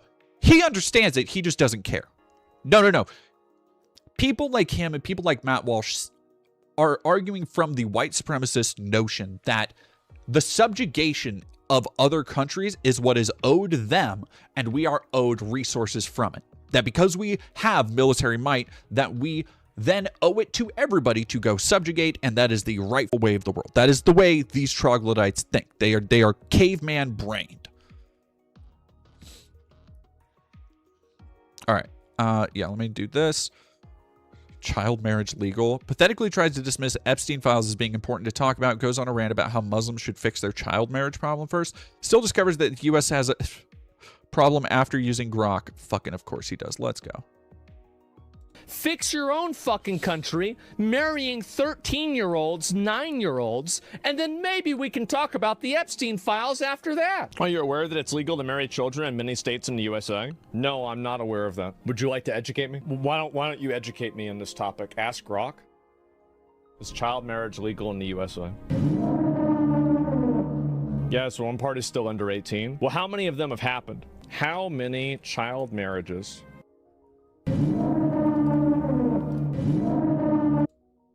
Jesus Christ.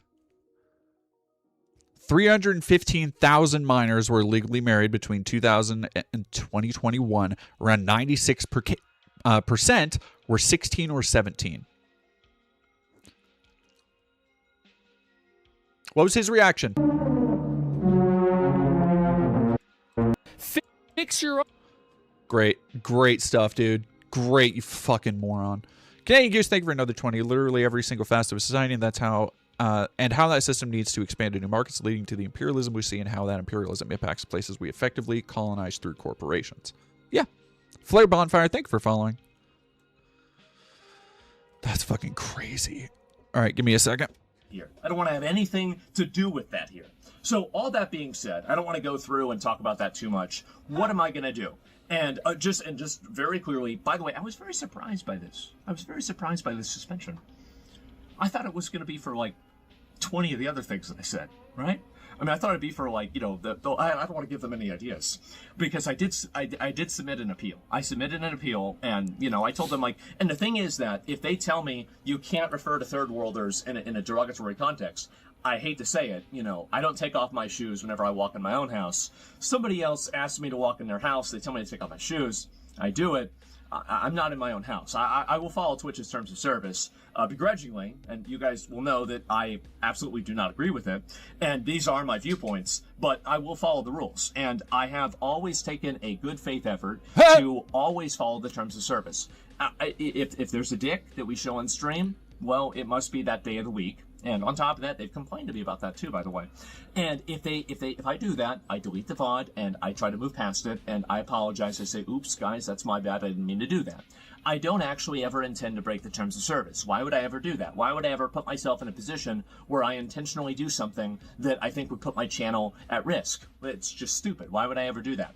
So the problem that I have with this is that I think that I've made it, and considering the content of my, like my stream, I cover extremely edgy content. I talk about things like, I talk about the most politically charged, most extreme issues on a daily basis in plain English, just, as a matter of fact. And really, I think that in order to do that and not have a million bad clips that have, been released about me, there's only 500,000. There's the reality that I do try a very good amount to try to control what I say, to make sure that what I say does not break the terms of service. And I try to say what I say with a degree of, I guess, like I'm thinking about what I'm saying, right? I'm not just, going extemporaneously right off the cuff. I mean, that remains to be seen. To an extent I am, but I'm editing it in my mind to make sure that I don't say anything that would get me in trouble on Twitch. So when Dog, if the dumb shit he has to say slurs. He has to say slurs. He 100% just uses the N-word freely. Because he, and walks around his own house thinking, like, yeah, I'm edgy, I'm based, I'll say it when nobody else is watching. Abso-fucking-lutely he does.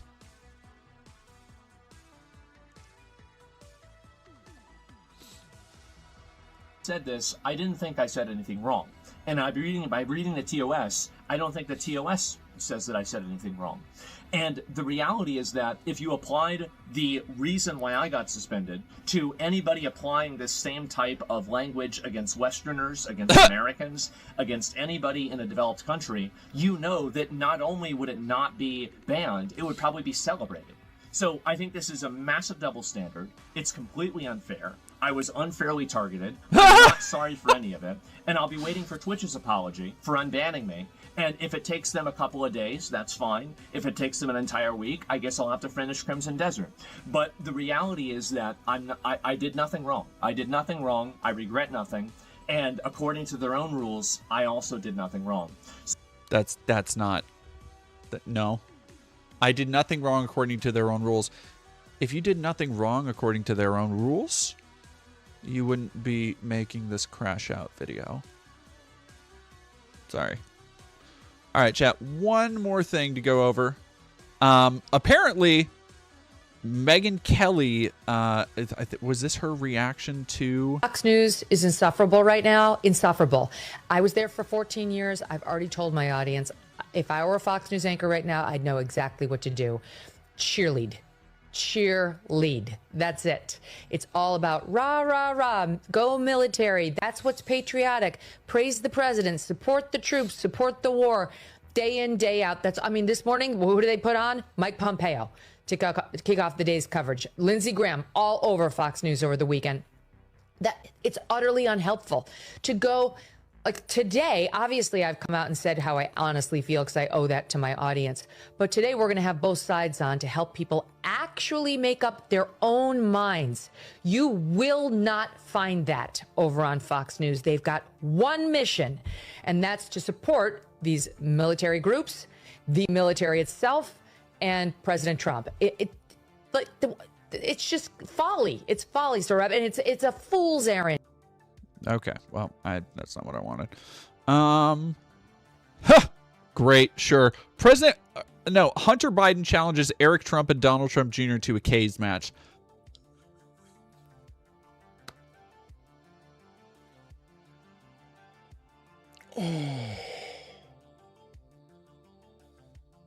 Let's do it. Fucking let's do it. Get Hunter Biden in there. Hunter will fuck him up. Hunter's a fucking mad dog. Hunter would go. Oh, I put it all on Hunter. All right, one last real quick video and then 56 seconds. It's done. But at the end of the day, I just feel Alex sorry for him and reacting. pray that God touch his heart and soul and free him from the demonic influences that he's under. I mean, it's just that simple. This is a nightmare. We know the Democrats, the left, are absolutely terrible, but when Trump's calling for wiping out whole civilizations and acting like a supervillain, I have to come out and say I don't support it. It's that simple. So again, Trump's own wife came out at an unannounced press conference today and said the Epstein crimes are real and that she wants the victims to be in front of Congress to cover up the end. That's the opposite of what Trump's saying. Looks to me like she's breaking with Trump because she knows the ship's sinking, has found out the truth. Elon left 8 months ago saying he's in the files as a cover-up. I never saw any evidence of it, but he's acting like he's guilty. We know he's protecting Howard Lutnick, who said he didn't know Epstein to go to the island, and he did. So all I can say is... That's crazy. After getting called out for being a hoax master like Alex Jones and turning around and being like, I'm just saying it looks like he's in the files. Whew. That's good stuff. That's good stuff. Alrighty, chat. We've got